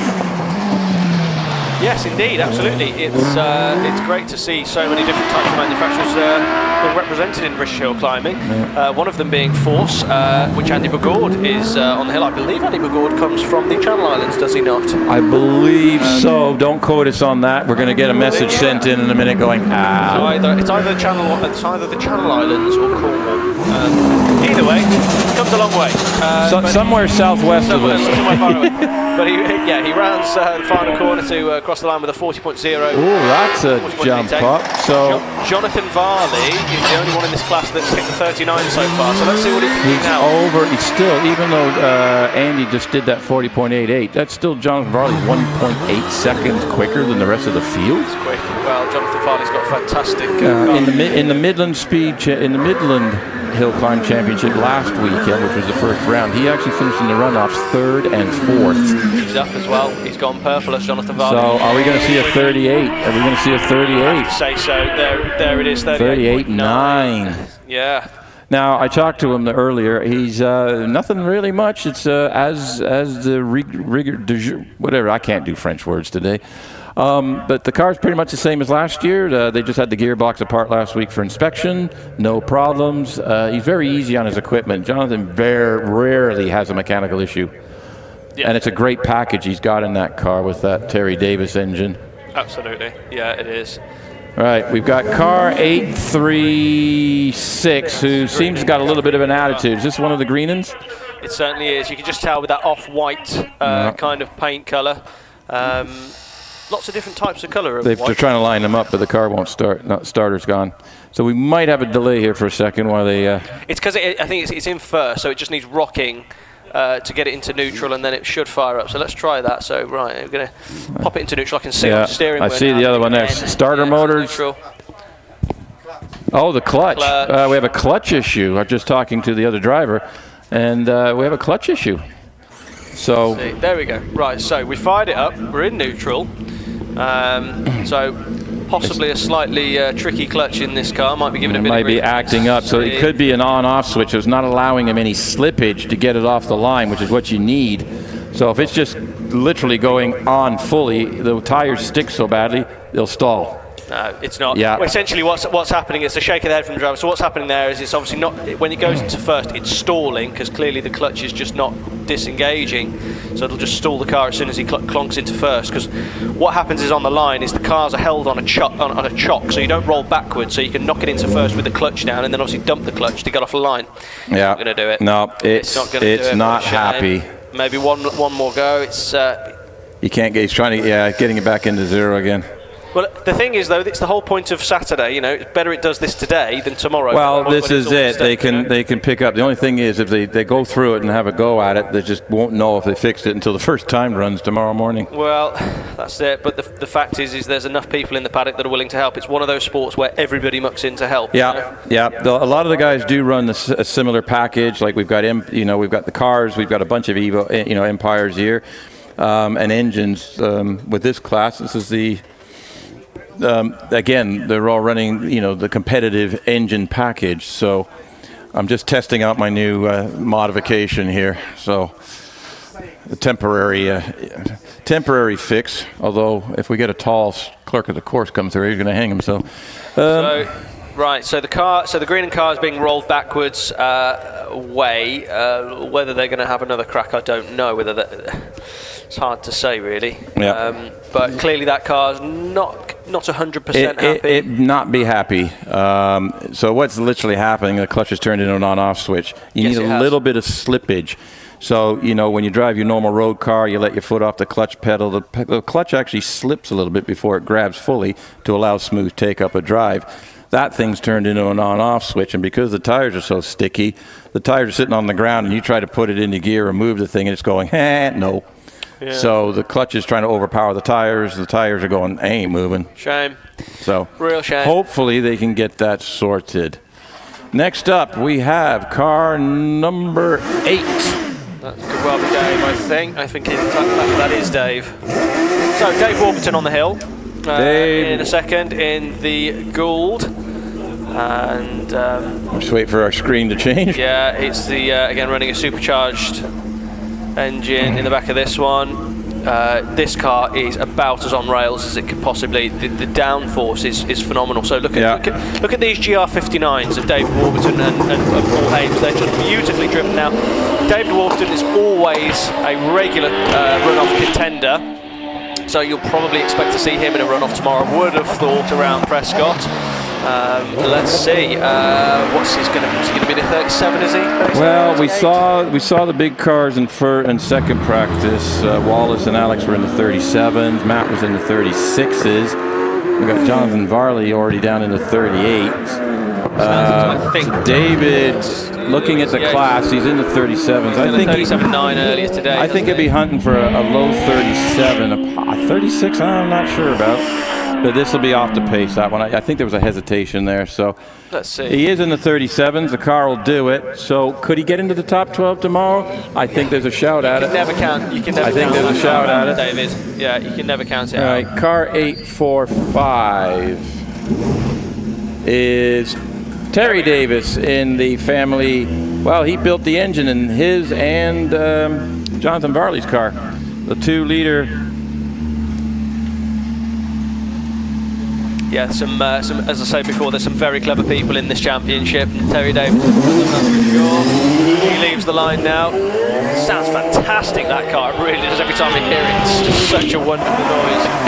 And he rounds the Tories, lots of commitment, and he's just going to come down the gears now as he just does a couple of stabs at the throttle to get the car around the Tories. Nice and smooth actually in the end.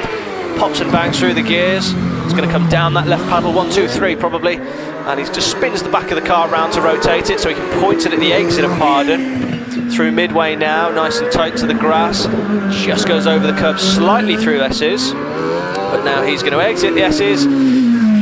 The nose rises under power, gets around semicircle, and he's going to cross the line with a 42.87. So not quite as quick as he went this morning, but that doesn't matter on a Saturday. Kevin Creven again now in this Pilbeam MP88. Lovely car, this Pilbeam, really nicely prepared. Millington engine in the back of this one.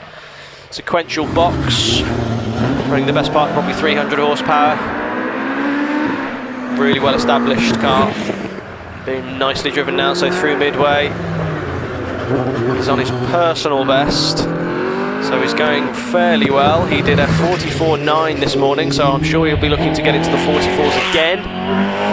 Let's see what he's going to cross the line with, a 44.48, so he goes faster than he went earlier this morning, so half a second taken out. Now James Chalmers in this Rolt. Now this car runs a trick anti-lag system, and it's a noise you don't often hear. That this is exactly what you'd hear a World Rally car sound like. It's kind of a small, consistent bang rather than a proper pops and bangs. This is just a light fluff of turbocharged gas being kept on the boil. So clever car, this Rolt, and away from the line it goes now.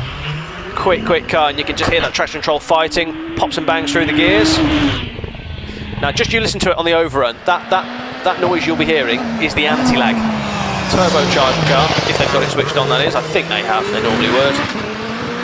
There you go, you can just see the turbo boost. Now listen, yeah, who doesn't like a bit of anti-lag? I do, that's for sure. As a fully fledged bobble hatting rallyist, I like a bit of anti-lag. So he makes his way through the S's, lots of power as he makes his way around semicircle. Now James Chalmers did a 43.31 earlier today. What's he going to do now? He's going to smash that with a 42.74. Well done, James, good time. You miss me? Always. Oh, you're so kind. Right, where are we up to? Racing car, 1600 to 2 liter. Zach Zammit is just, after 2 practice runs, he's sort of leading the thing at the moment, closely followed by Alex Coles and Pete Tatum. This is going to be another one of these, we don't know who's going to win tomorrow jobs, because some very quick drivers, and they're very close together. There's not a lot in it. 1 PSI tire pressure difference on one tire could change, a couple of tenths of a second. So car 157 online, that's Leslie Much in a GWR Raptor. And car 157, and just stalls but stops just before his rear wheels go across the line, so he'll get another go.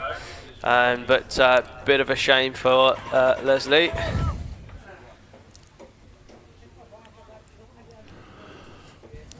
Did the tarmac get too sticky, and that's why we're having all these cars that can't get anywhere? No, it's... Well, the thing is, you realise that, the fine margins these cars are ran to, so they're not easy to drive. No. They're not easy things to drive.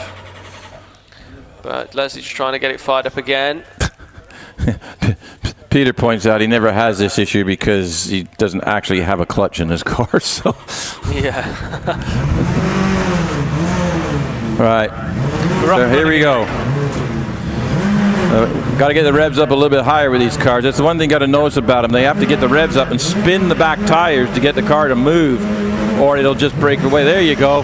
Away he goes, yeah. So he's off. So tricky little clutches, race clutches, but standing starts are something that they really don't like. So he's trying to get the balance of wheel speed versus power down, that type of thing, which is where traction control comes in with the cars with traction control.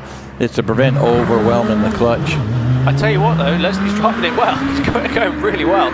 Yeah. How was he he? didn't let that stall put him off at all. He's absolutely flying along, to be fair to him. That's a good run. Yeah, he's going well. So he was obviously slow off the line, a little bit of hesitance off the line, which is fine. But he's going to make his way around semicircle now. Tight line there. So I'll tell you what, he's absolutely flying along. Is he going to do a 44? Is he going to go quick at 42? So yeah, a couple tenths quicker. So even though that bog was down, so fantastic. I think there's a 41 in there if you can get it all together. Without doubt, there's a 41 in there. 100%. Right. Who we got? Is this Calvin? We've got William Loffridge on the hill. Sorry. At the moment in the shared car with Zach Zammit, as you saw earlier. This is just an absolute bag of power, this car. It's just a fantastic I thought you were going to say something else there for me. No, absolutely not. No, never. It's beautifully driven. This is the only car that I've ever seen at Shelsley Walsh do cock its inside front wheel through the S's. It's beautifully driven, but the grip and speed it generates is something else. Now this is a proper car, the Force TA Mistral, Kelvin Broad, shared with Alex Coles. Obviously Alex Coles, an up-and-coming driver in the championship. Really, really quick car. This supercharged, the gear change is ferocious on this car. It's a really, really fast car, this Force TA. Kelvin Broad just exiting pardon as we speak.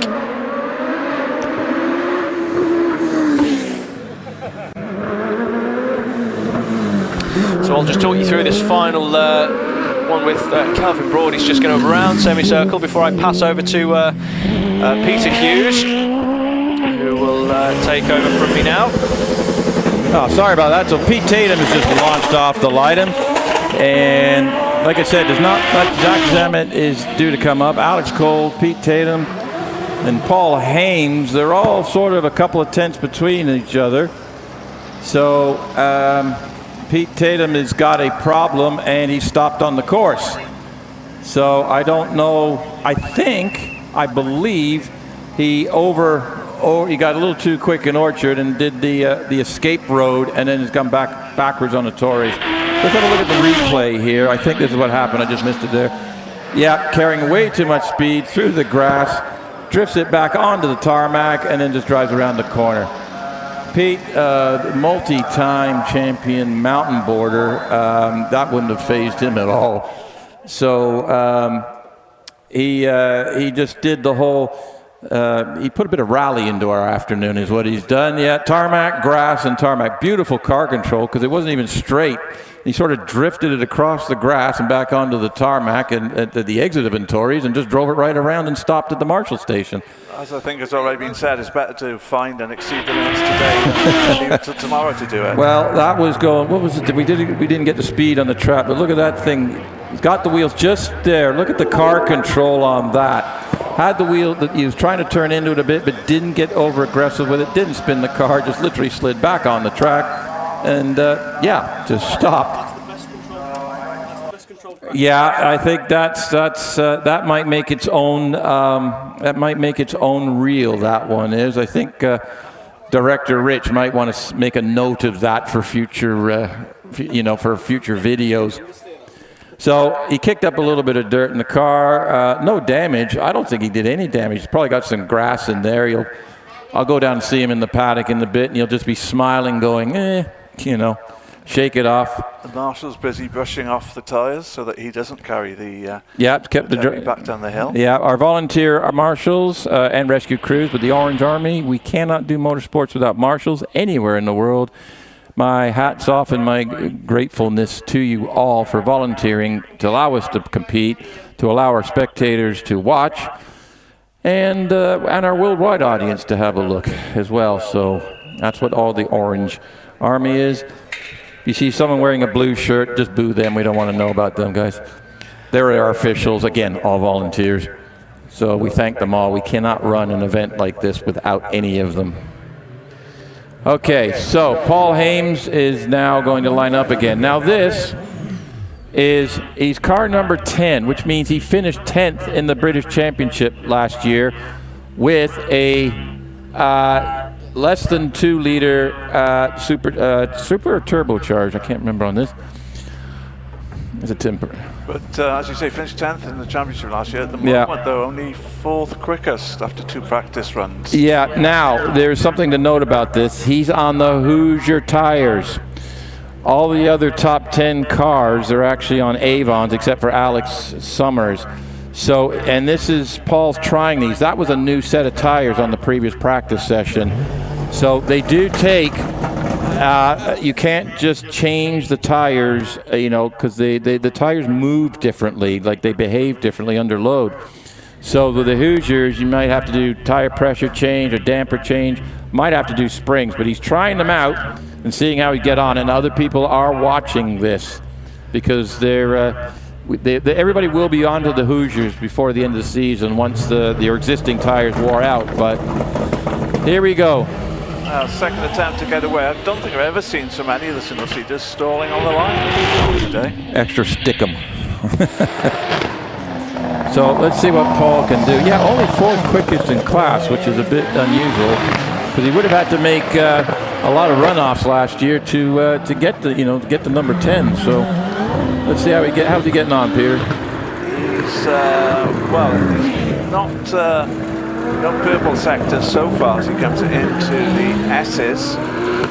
So I don't think he's going to challenge no. Best time of the day, although not that that counts for anything with it just being practice. A 38.77, so he has found 8 tenths, 7 tenths, yeah, something like that. Something like that. And he's about 3/4 of a second back now from Zach Zammit, still 4th quickest. Aaron Colburn on the hill now. Yeah, that who is currently 4th, I think. Yeah. With a 42.4 in the unusual Van Diemen RF02FX. Oh, nice drift out of Pardon. He's carrying it along. See what he can do with the thing. That was rally style opposite locking coming in. Well, he's got a bunch of rally enthusiasts for commentators, so I want to thank all the competitors for doing a bit of rallying, you know, drifting and that this afternoon to cheer us up. Thank you very much. And he's about to go over the line. There's a 42.63. So just a couple of tenths down on his previous best. Kevin McLaren now on the hill in the Pilbeam MP88. Yeah, this is a shared drive, so we've already seen it just once, just not long ago. And this has got that 2-liter Rover KV6 touring car designed engine in it from around 2003, and it seems to be doing the job quite handily for him at the moment. On a 47. Now this is the first time they've run this car. The last time the car actually ran was in 2019 with the previous owner, who was 81 years old at the time of retirement. So this is all a learning curve. They've never been to Prescott either, but 46.56, so another improvement. So they'll be happy if they improve all weekend, I think. Yeah, finding well over half a second improvement there. We wait for the next car to come up to the start line. And here comes that car, 1.56.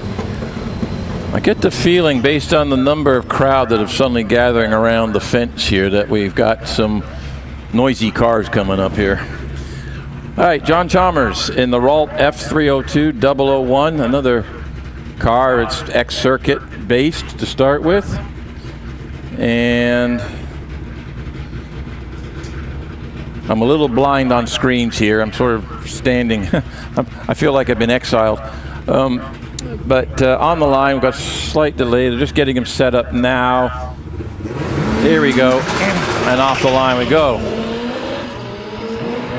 So a 2.20. Carrying speed, 90 miles an hour under the bridge. So it's got some good speed coming through there. Gets through a Torres. See, gets all the way up the hill of the Pardon. So that's actually quite steep. Right there we see a dip. It's almost like it's like Thunderbird 2 setting up for a launch off the island. You go from flat to up. For our international visitors, if you don't know what Thunderbird 2 is, I'll have to explain it another time. Looking at the times on the bridges as Bernard Keeble gets underway, car 165. It's probably not so surprising that Pete Tatham had his off-course excursion when he went under the bridge at 103. That would probably be the issue. Normally you're looking about, for those cars, somewhere between 90, in the 90s. So 103 would definitely exceed the grip of tires in the corner.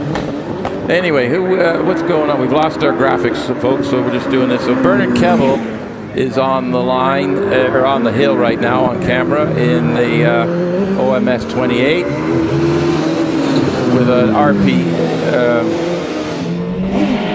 And then Lynn Owen is just launched off the line. We'll get to her in a minute. So Bernard Kevel, we don't have a time for. Right. Different class. Yeah, so let's go with, so we're racing cars over 2 liter. This is Lynn Owen, one half of the OMS. And we have a red flag. I believe we might have a timing issue. I think. Well, our timing is showing that a purple sector for Lynn Owen through semicircle when she hadn't even got there. So I'm not quite sure what happened there.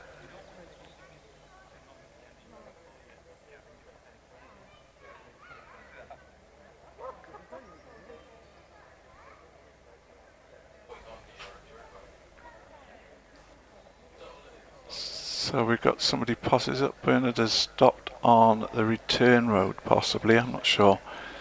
Lynn will, of course, get a rerun.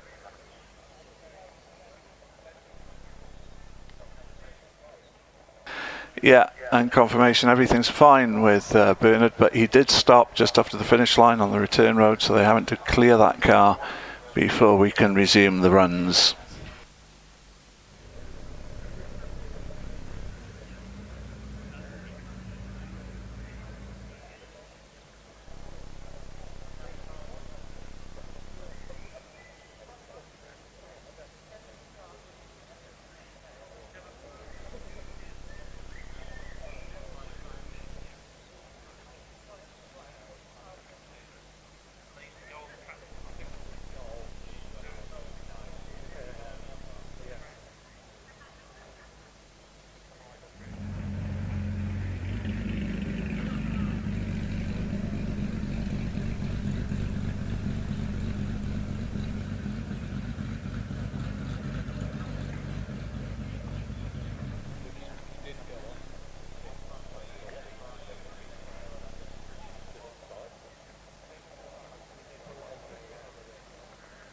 It appears John Chalmers, also car 156, has not got a time, hasn't got a rerun either, I think, but we'll have to see in just a moment.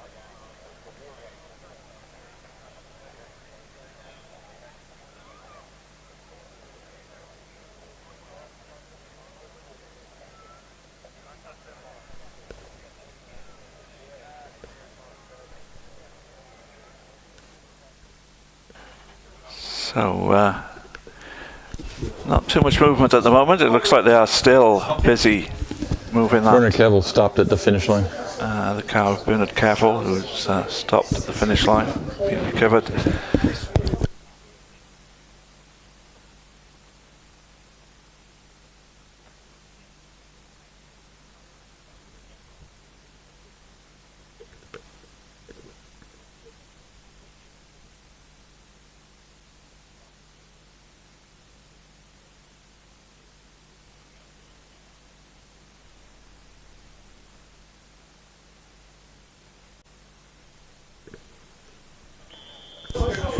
Right, Sandra Tomlin's on the line, isn't she? I believe. I can't. It is car 167. 167. That's Sandra. Is she just driving out alone this weekend, Peter, or is she sharing that car? No, it's a shared car, and it is shared, I think, with, yeah, Oliver Tomlin is sharing it with her. All right.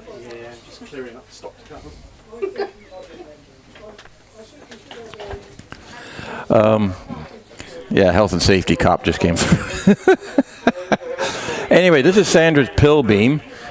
She has an assortment. She likes her V8s. She's got well, Viper's technically a V10, so like that. So we got Lynn Owen coming back. Is she coming back down the hill? No. Shout out to Joe. Joe's like cars. Wish she could be here this weekend. Well, it looks like it's going to be some great weather tomorrow, and it's going to be some very good racing tomorrow. So if you can't join us here, please join us on HillClimb.TV. We will be living. Nice shot of the Quattro on the hill itself. Yeah. Greetings from America. Or is it America? I'll get in trouble for that. Thanks for watching. I hope you're enjoying the afternoon.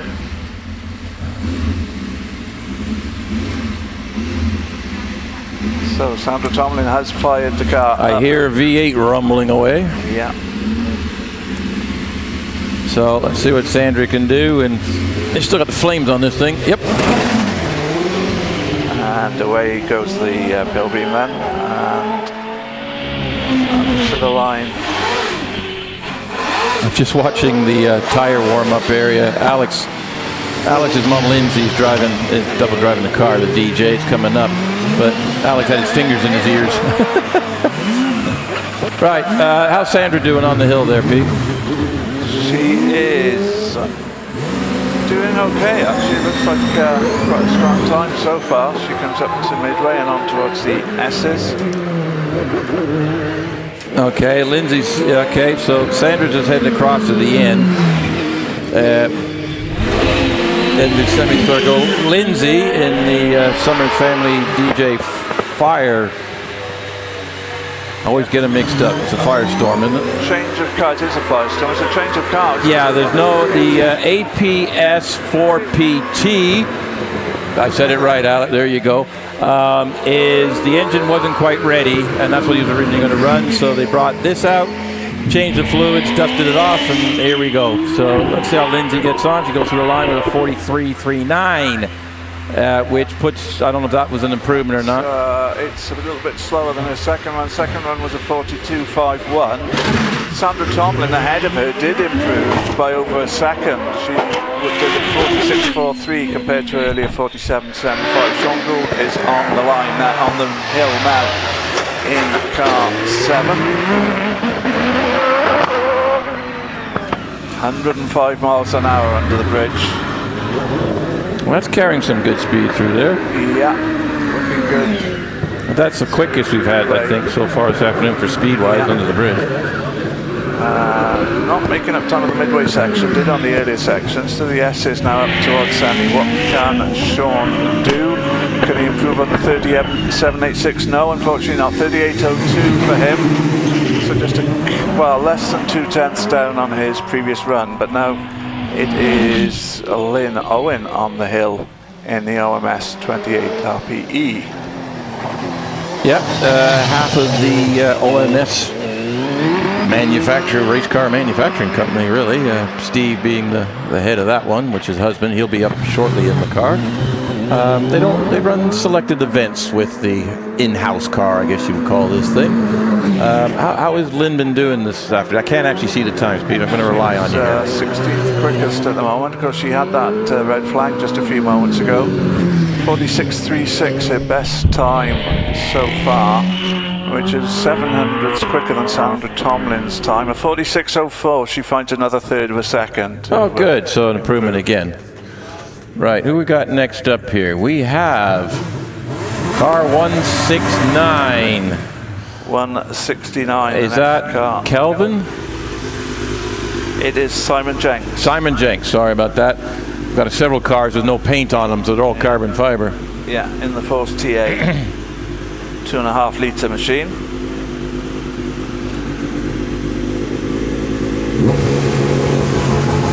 Right, off, here we go. Gets the whole traction control thing going on. Launches the car off the line with a 2.19. So very rarely do we get a car under 2 seconds on that 0 to 64 foot thing. So through a Torrey they come.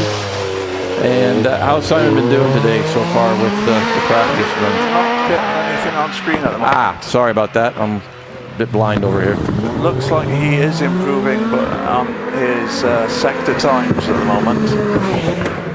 Let's go through midway. That's the S's, and now we do get the time. Simon, well, in fact, he's only had one unrepresented time of 80.5. Had a technical problem earlier, so they must have been in the paddock and he's getting just that done fixed. a 42.96, which puts him 16th quickest, but it's the first time that he's been able to tackle the hill. Yeah. So that's basically the first run for him. Yeah. So, but at least they got the problem fixed. We'll have to see if we can find out what the problem was. We'll report tomorrow. Yeah. Right. Next up, we have Graham Wynn and the grease monkey known as SM. And we have of course walking up the hill looking down that. We got, is he just fluid inspection, is it? It looks that way, yeah. Okay, I don't see, I don't see them going, the marshals going for the fluid correction material. No, so looks like we're okay, I think. Yeah, so I think we're all right. Yeah, we get a thumbs up from the clerk of the course, I'm pleased to say. I noticed he's keeping a close look at the start line this afternoon, so he's been basically out there causing trouble.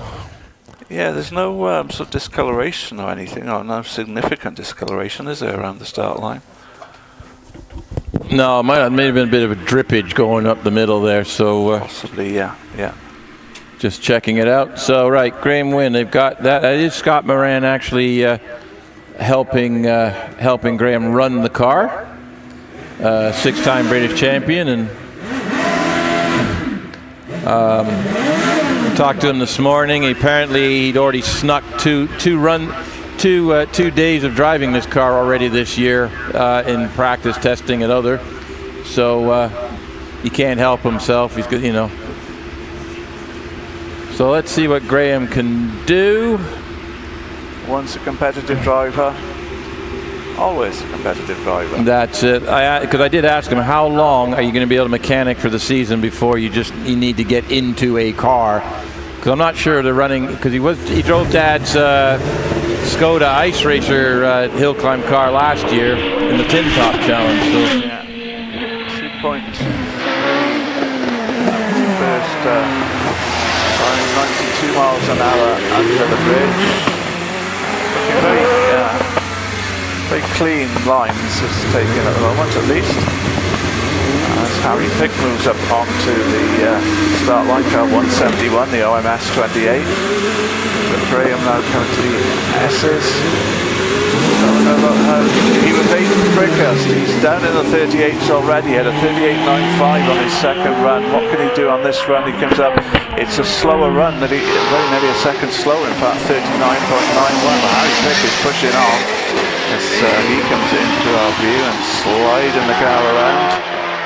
Harry, who is 11th quickest with a 40.81 on his second run, and now coming up into the S's. Was that a little puff for smart, a little bit of a lock-up possibly there, but he's okay. He's still going around into semicircle up to the line. What can he do? It's a 43.92. He seemed to lose a lot of speed right at the end, and he's slowing right down at the finish. I'm not sure if he might have a problem actually. The sun's bouncing off it. So. And the red flags are out, yes. I think he probably has stopped after the finish line, unfortunately. That's a pretty interesting graphic Rich has come up with. Red flag all over the screen. Okay, so we've got on the start line, we've got the shared drive, so we've seen the car already. I just can't quite catch the number. And then behind him is car 858. So we've got a bit of a queue in the start box here at the moment. Yeah, 858, because running in the forced induction 1600 to 2 litre category. Yeah. That's Zachary Zammit in the Empire Wraith. That is. If you're watching today, please join us tomorrow for the first and second round of the British Hillclimb Championship. So we'll have 2 timed runs for all competitors, and the fastest 12 from the first timed run will go into the first runoff, and then the fastest 12 from the second timed runs will go into the second runoff. But for classes, it's the best of both runs. So they do 2 runs in their qualifying there. So we'll have them tomorrow. I think we'll have a couple of Bugattis running up the hill as well. I haven't confirmed that yet. So it's going to be a full, 2 Bugattis. Yeah, there's going to be a full day of action tomorrow. So if you can't make it, you're stuck at home doing a bit of DIY. There's no shame in having this on in the background. I've seen it done many a time. So you can keep track of your favorite driver, or just watch, have the event going. But myself, Peter, and Lloyd will be here tomorrow, pending voices and all the other nonsense. So we look forward to for you joining us. If you can come in person, it's going to be a brilliant atmosphere tomorrow, I think. The weather's going to look good. It's a beautiful, beautiful place, this Prescott. We're up on a hill, but it's got some great views, and it's so peaceful and quiet when there's nothing going on. So it's just a nice day out. We've got ice cream. Don't forget your ice creams. You'll still scoop, and it's hard scoop stuff, not that squeezy stuff out of the machine. Speaking from personal knowledge, the ice cream was exceptionally good, though. Yeah, I thought you'd bring that up. First I get cake walking by me, and then for some reason somebody hands Pete an ice cream and said, make sure Owen sees this because he's not getting any. So I could turn it around and said, I appreciate your consideration of me trying to get my rally car lighter. Where in England is this? Gloucestershire, are we near Cirencester? Near Cheltenham. Near Cheltenham. Sorry, I'll get it right. Near Cheltenham. So if you're looking at a map, find Birmingham and look south from Birmingham on the UK map, and we're sort of to the right of the M5 area. Yes, go Go down the M5. I'm getting a really bad look at the moment. Go down the M5 from Birmingham, past where the M50 goes off to the left, if you're looking at a map. Yeah. And just a couple of miles below that, you'll see it turning off to the right. Yeah, you go right. That's the way to. So we're kind of in the middle there, but it's a glorious thing. So if you get a chance to come to Prescott, please do. You can buy tickets on the gate, and and come and enjoy a nice day out. Bring a picnic lunch. It's a great place to picnic on the hills here, or we've got food services. We've got a restaurant serving some good food as well. So, and with perfect timing. And ice cream, which I'm refusing to think. Oh, and a bar. Do we have a bar? Sorry, Graham's just pointing. He's resting his wrist. What's the hill record for this, Pete? It is a 34.60 seconds set by Matt Ryder in his Gould GR59 in August of last year. Yeah, that was his previous record.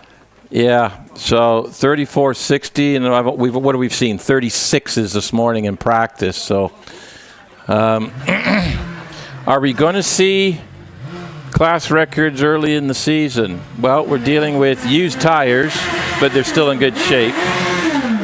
And a lot of unknowns. So anyway, car 857, young Peter. Stuart Sugden in the GWR Raptor comes up to the line now. Running in the 1600 to 2 litre racing car with forced induction engine category.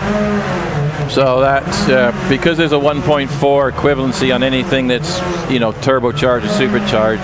So a 2 litre engine actually equates to 2.8 litre, hence the higher class, or in this case over 2 litre class. Well, you got the revs going on this. Here we go, off the line. Actually, in fairness, I think this is the double-driven car, and it didn't want to get off the line with the other driver, so I think that might be why all the revving going on. Yeah. So just going back to your equivalence formula, 1600 times 1.4 is 2.24. You're just ruining my day here. I was going to try and do it in my head, but I did it. I want to say you're older than me, therefore wiser, but I'm not 100% sure about that. Yeah, right, who we got? Now, Zach Zammit is actually the fastest in this class, but not by much. So can he actually improve? Very quick in this car. Did. Stuart Sugden with a 40.61 compared to his earlier 41.32. Oh, an excellent improvement there. Zach Zammit really pushing, plenty of sparks coming from the back end of the car there. Into midway and onto the S's.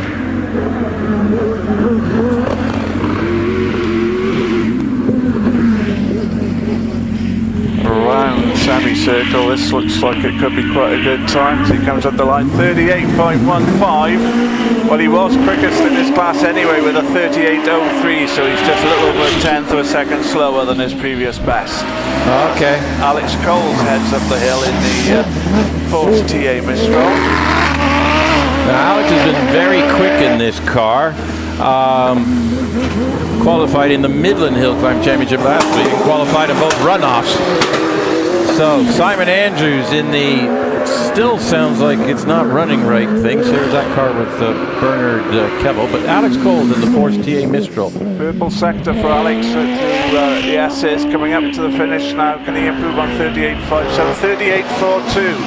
So he finds an extra 0.15 of a second, still a little slower than Zach Zamet's 38.03 though, but second the quickest in class due in practice. Simon Andrews continues his way up. He's only had one practice run so far today, did a 42.43 during that, but has just done a 41.77. So improvement for him, but still in 13th place within class as Oliver Tomlin gets away in the Bilby car 867. Right. So we got, Oliver Tomlin in the Pilbeam, Sandra's car. Son Ollie's in it today. How are they doing with that? Oliver was 10th quickest with a 40.06 after the second. Oh, he'll be looking for 39, but I'm still saying these third practice runs just aren't quite as quick. There's not a lot of improvement across the board like you saw earlier with some of the road cars. So the air has changed a bit. The sun's gone in, so yes, the car can be that sensitive to it. A 39.88, so an improvement for Ollie. Yeah, just the 0.2 of a second. Stays 10th quickest though as Stephen Owen gets away in the RMS 28 RPE car 866. 12th quickest with a 41.29 after 2 practice runs. Yeah, Steve Owen, he is Mr. OMS. And they don't run the car regularly, so they bring it out as and when, just for a bit of fun and to support the customers as well. We've got a lot of them here. So we're Stephen at the moment. He's on a 41.2 after 2 practice runs, and he's going to be looking for a 4.0. I think that's what his target is. Not quite a 4.132, but very consistent. He's in a couple of tenths across the board. Harry Pick has launched himself, Pete. Yeah, the RMS 28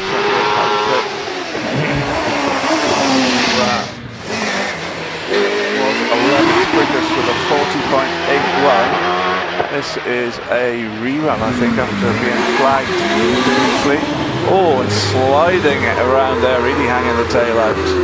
He did that on the second run, I believe, as well. He was just, that back end is a bit squirrely. Well, they call it loose, but loose is fast. And from my original way of racing, so as long as it's controlled, it actually carries speed. So. And it's a 40.58, so he picks up a couple of tenths, but remains 11th quickest after these 3 practice sessions. Jack Cottrell is on the line in the Dallara XD. He was 9th quickest, car number 9, and 9th quickest after 2 sessions with a 39.51. Can he chip a few more? He needs to get into the 38s if he's to move up the standings. Well, they're unofficial standings, of course, because it's all practice, but he needs to get into the 38s to move up the order. Yeah. It looks like, I would say, to qualify for a runoff tomorrow, we're going to have to be down in the 38s and lower. I think there's going to be enough cars. So if you can get a 38 out of it, you got a good chance at the runoff. So we've got car 6 on the line. Is this David Yuen in GR55B? Very reliable car. David actually...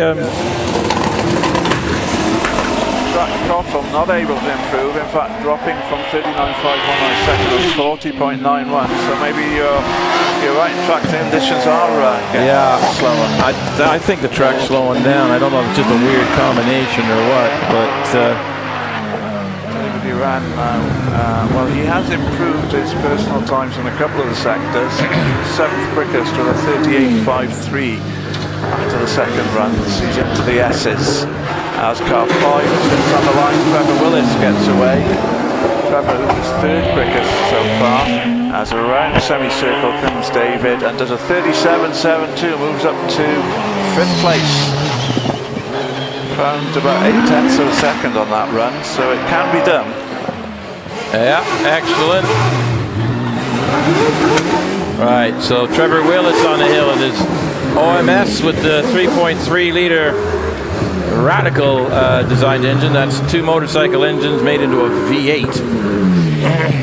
Hayabusas, the start of life. So really high revving engine, really light little package this. 38.09. So he's down 0.6 of a second on his best. Okay, still in 3rd. Wallace Menges. Now, we couldn't get an interview with Wallace. I've done a bunch of interviews with the top drivers, but Wallace, they're having some problems, and they were really focused on that, so we didn't bother Wallace at the time analyzing data. So we'll see if we can get some information later on. But obviously the car's improving. He was 2nd quickest after the 2nd practice run. Just as a purple sector as well through Midway. 2nd quickest, we say 37.38. Can he get closer to the 36.76? 37.09, so he does improve by about 1/4 of a second. Yeah. He's getting closer, but Mathew Ryder. Now, I will say they're on the older tires today. They have, some of the teams have a set of, we only do runoff tires, if you know what I mean. So they're using older tires for the practice here. So Will Hall, 6th quickest with a 37.80 after 2 practice runs. Yeah, spoke to Will this morning. He just wants to settle into the season. Obviously he wants to win, but you know, he just wants to get a couple of good finishes, get some points under the board to start the season. He's a little bit of a health issue, so he's a little bit uncomfortable in the car at the moment, but it's not slowing him down any. Lots of purple sectors up to the Will Hall going to pull ahead? Yes, he does. 36.70 compared to Mathew Ryder's 36.76, so 0.06 of a second quicker. So Will Hall is in the hunt. Car 2 on the line, Alex Summers. Yeah. Throws it away. Alex can be equal with Trevor Willis in 4th place, 37.48. They've both done. Alex only doing a part-time schedule this year due to new family member joining them, so he'll be spending more time with that. So he'll just do the local events as time will allow. And they brought out the DJ Firestorm. It was supposed to be the APS 4 PT, but the engine got back on Thursday and it just wasn't enough time to get it in, so they brought the Firestorm out. So let's see what Alex can do. Doesn't look like he's improving much. 38.09 in fact, and he's about, well, a little, but 0.6 down on his. Yeah, he's matched Trevor Willis both in the 2nd practice and the 3rd practice, identical times. But they're still sitting around 4th overall. Now, Will Hall has laid down a marker ahead of Matt Ryder. So Matt Ryder's sitting here. He may know what the time was. He may have seen it. So it's only practice, but he's going to be looking. He's been real comfortable in the car, really comfortable, sets a good time. So let's see what he can do. In the 4-litre Judd powered Gould GR59. And away you go.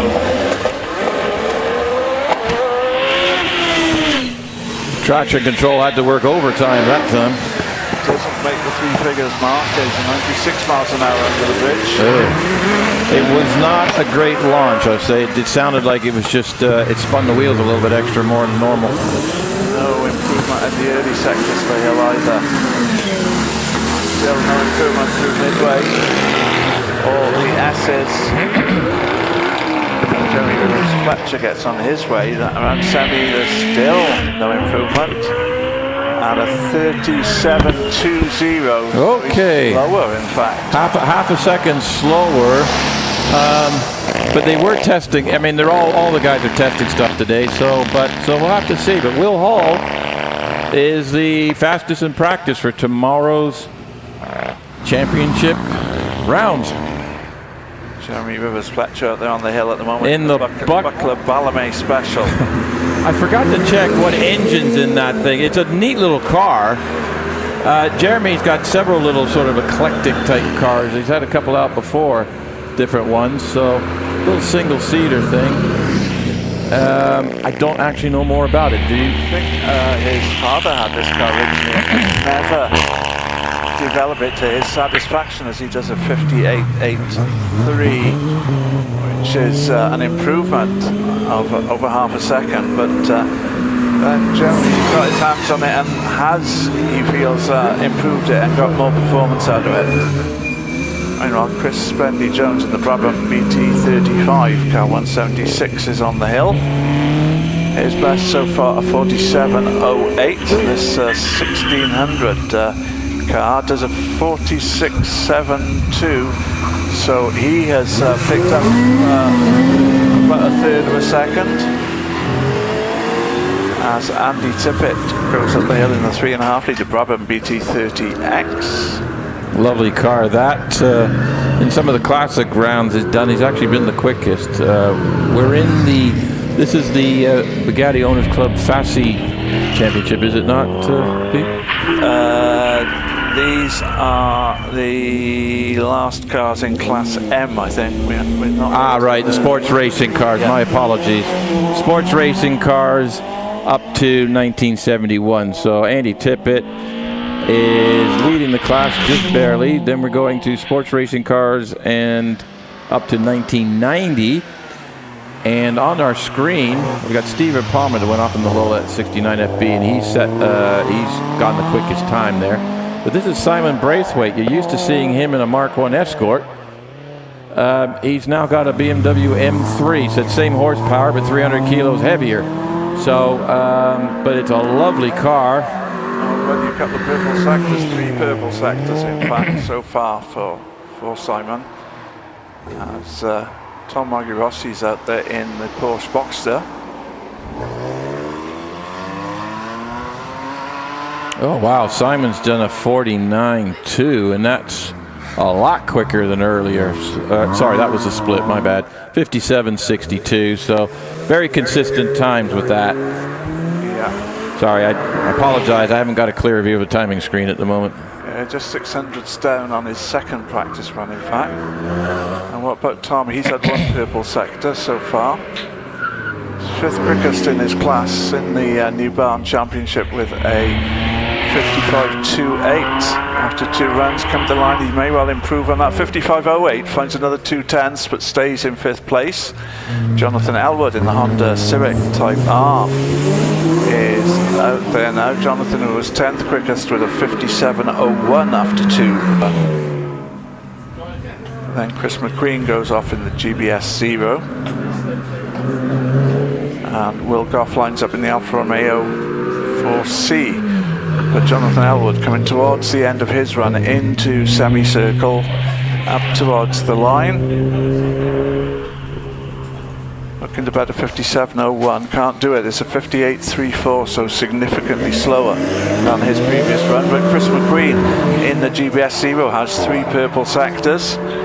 Now, what is his best? He is fastest anyway with a 53.05 after 2 runs, but looks like he could be on course to improve on that as he does another purple sector, comes into semicircle, up to the line, and it is a 52.52, so he's taken about half a second off his previous best.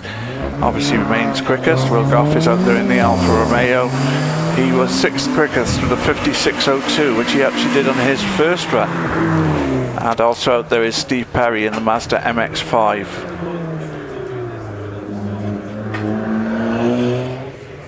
Wilcoff doesn't look as if he's on course to improve on this run.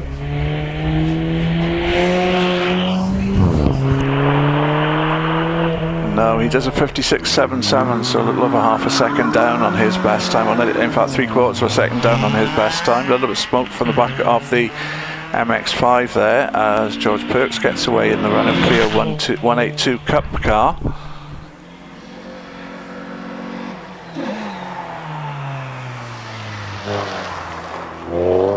Steve Perry's best so far 58.57. He's coming up to the line now and does a 59.09, so half a second down on his previous best. Chris D is on the line on the hill in the Rover Mini, and up to the line comes Rob Guttridge in the Renault Twingo. Yeah, Lloyd gets mad if I call it an Alpine, even though it's got Alpine stickers on it. It is just a Twingo 133, so the performance model. How is George Perks doing? He does a 54.28. He was second quickest. He still is second quickest. He's improved on his previous best. That's 3 practice runs, all in the 54-second bracket. 54.64, then 54.43, and now 54.28. So he's knocking them off a tenth and a bit at a time. Yeah, away goes Rob Guttridge, and up the line comes 196. Which is a car that fascinates me, to be honest. It's the Subaru Impreza engine car, I believe. No, that one's the that's the Fiat 124 Turbo on the line. Sorry. The Murtaya is the Subaru powered one. That's what I thought was in front of me. Right? It's exactly the same color. It's a little bit confusing. Yeah. So it is Aaron Bland in the Abarth 124, of course. Which is kind of a Mazda MX-5 let Fiat play with it type car. Rob Guttridge coming up towards the end of his run. Aaron Bland pressing on in the Abarth. Chris Heritage is on the line in the Dax Rush. Quite an eclectic in this championship. Is this the handicap championship? There's quite an eclectic mix of cars in this. Absolutely, but Rob Guttridge does a 63.19.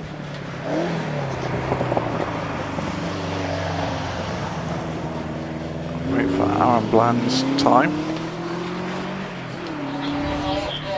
Aaron, who was third quickest, but significantly slower this time. He did a 54.35 on his second run, just a 56.64 this time. I'm just going to go check something, Peter.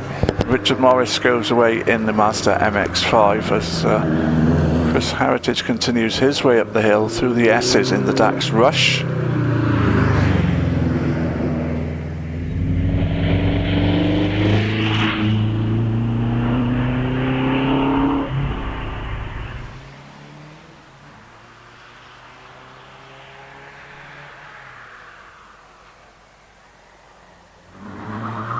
It's a 58.23 for Christopher Heritage, not close to his best, which was a 56.75.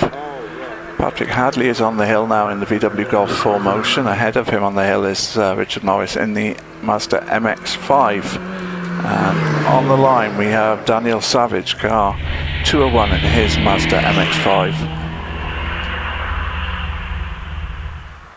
Richard Morris' time of 59.28, so about a quarter of a second down on his best practice time.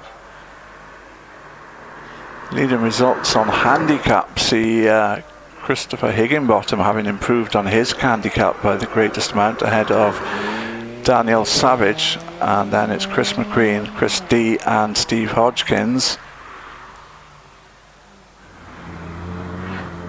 Patrick Hadley coming towards the end of his run in the VW does a 58.16, so he improves from his previous 58.94. Christopher Higginbottom is on the hill in the Abarth Competizione, and Steve Hodgkins is on the line in the Audi TT. But Daniel Savage coming around semicircle towards the finish line now in the Mazda MX-5.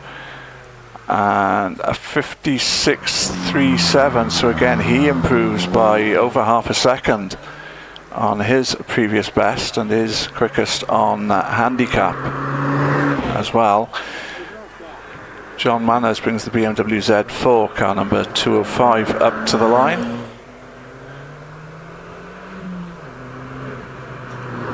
Christopher Higginbottom coming towards the end of his run in the Abarth Competizione.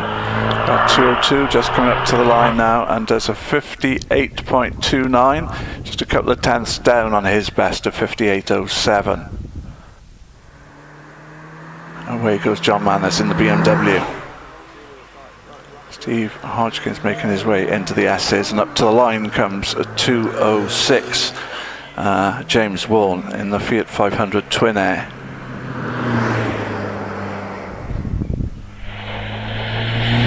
Steve Hodgkins coming towards the end of his run. He was 5th on handicap. He's just in a 60.45.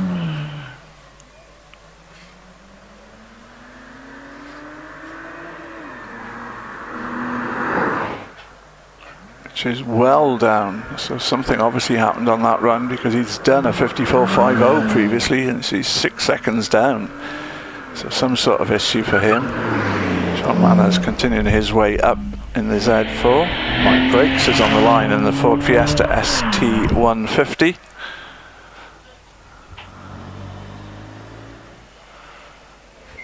John Manners does a 56.38, so again down on about 3/10 down on his best.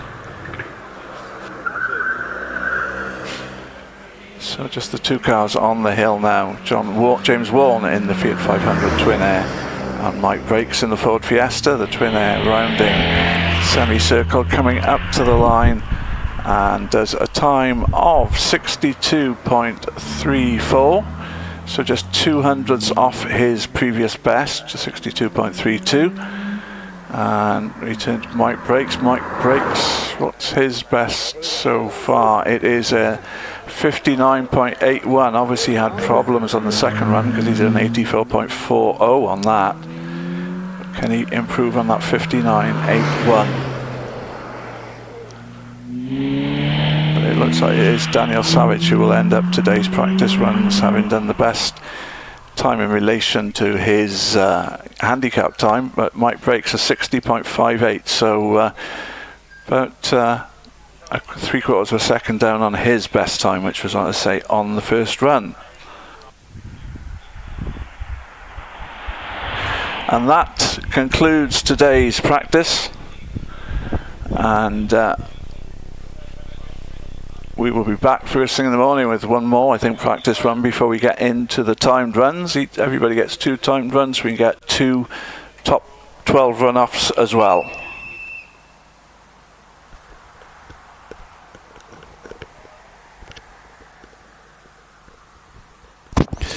Right, sorry about that. Yeah, as Pete said, we'll be back tomorrow for live coverage of the time runs. Now, tomorrow's schedule is a practice run first thing in the morning, and then we'll be with the timed runs. So for all our viewers online, we will be live possibly before the timed run started, so we might be picking up towards the end of the practice runs and into the time runs, but definitely all the time runs will be live. I would say somewhere around, check us about somewhere around what, 10 o'clock, half 10, somewhere around there. I know that Rich will post an actual time. We're just trying to work out what we want to do here. But we will be live tomorrow for all of the action, so please join us then. Thank you very much and have a good evening.